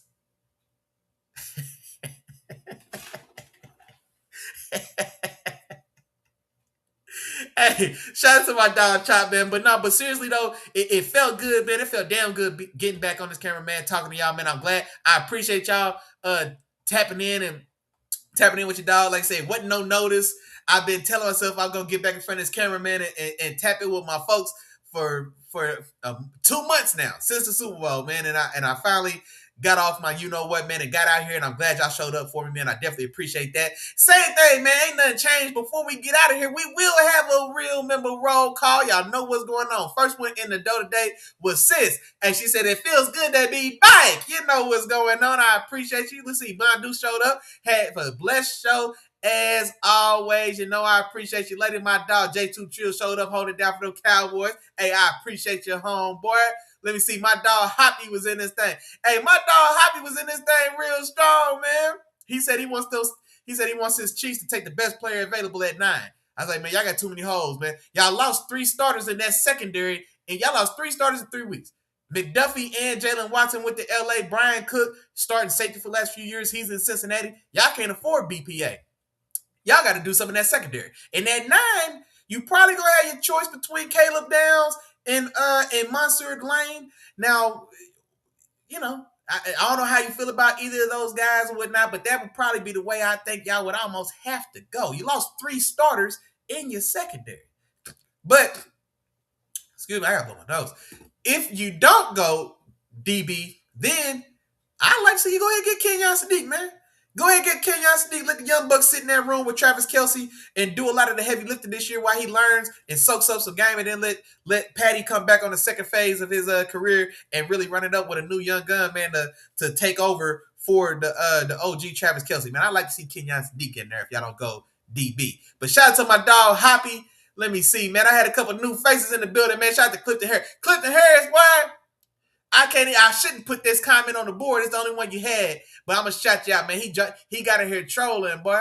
Clifton Harris, I'm going to have to watch for you next time you get in here, big dog. But I appreciate you stopping by. You better hit that like, share, subscribe button before you got out of here, because you came in here with that nonsense. But I appreciate you stopping by, man. Star Wars 9918 was in the building. Gave us some news about the new Eagles quarterback, man. I guess he's a pilot. Now, the only new Eagles quarterback I knew about was Tariq Woolen. He signed that 1-year deal for up to $15 million from the Seahawks. But I guess they had additional one. Jonathan Jones, I guess, signed, and I guess he's a pilot and flew himself to his new job to sign his new contract. Shout out to you, Star Wars 9918. I appreciate you stopping by. And then let me see, man. Shout out to my dog, Money Mike, man. Money Mike 718. He's a Giants fan, man. I appreciate your homeboy. I appreciate you stopping through before you got out of here, man. I hope you hit that like, share, subscribe button as well. And let me see, man. Also, man, can't forget about my dog, man. Shout out to my dog, Terrible Tom Walker, letting y'all know that them Texans are still going to the Super Bowl. And of course, man, I cannot get out of here without shouting out my dog, my brother, Chop, man. Shout out to my dog. I appreciate you jumping in here, man, and getting in here before we ran out of time, man. I appreciate you as always, homeboy. And the rest of y'all, I'm looking for you. Damn. I know it's been a while, but ain't nothing changed. Say the same thing every week. Feel free Say it with me at home. If I forgot to say your name, damn, my bad. But charge it to my head and don't charge it to my heart. You know, I'm thinking about you, big dog. I appreciate all the love support. Appreciate y'all getting in here, tapping in with your dog, man. Like I said, I ain't know how it was going to go tonight, dog. I ain't know if I was going to talk for 30 minutes or an hour and a half. We made it 2.5 hours, man. So I didn't even imagine it was going to go this long, man. I appreciate y'all showing up and showing out for your dog. Other than that, I can't promise y'all the next time I'm be in front of this camera. You know what I mean? Sometime between now and the draft, I'm doing better. I'm working now. I'm scouting. I'm doing what I got to do. I don't know what it is, man. I can't get this monkey off my back and put out my content. I got tons of information on any player you want to talk about. Most of them. But I'm going to try to do better, man. I'll definitely be here for the draft. You know what I'm saying? We'll get that in when the time comes. But nah, man, I appreciate y'all coming through for sure. Other than that, y'all have fun. Y'all be safe. Enjoy the rest of y'all night, man. I appreciate y'all hanging out with your dog. Until next time, peace.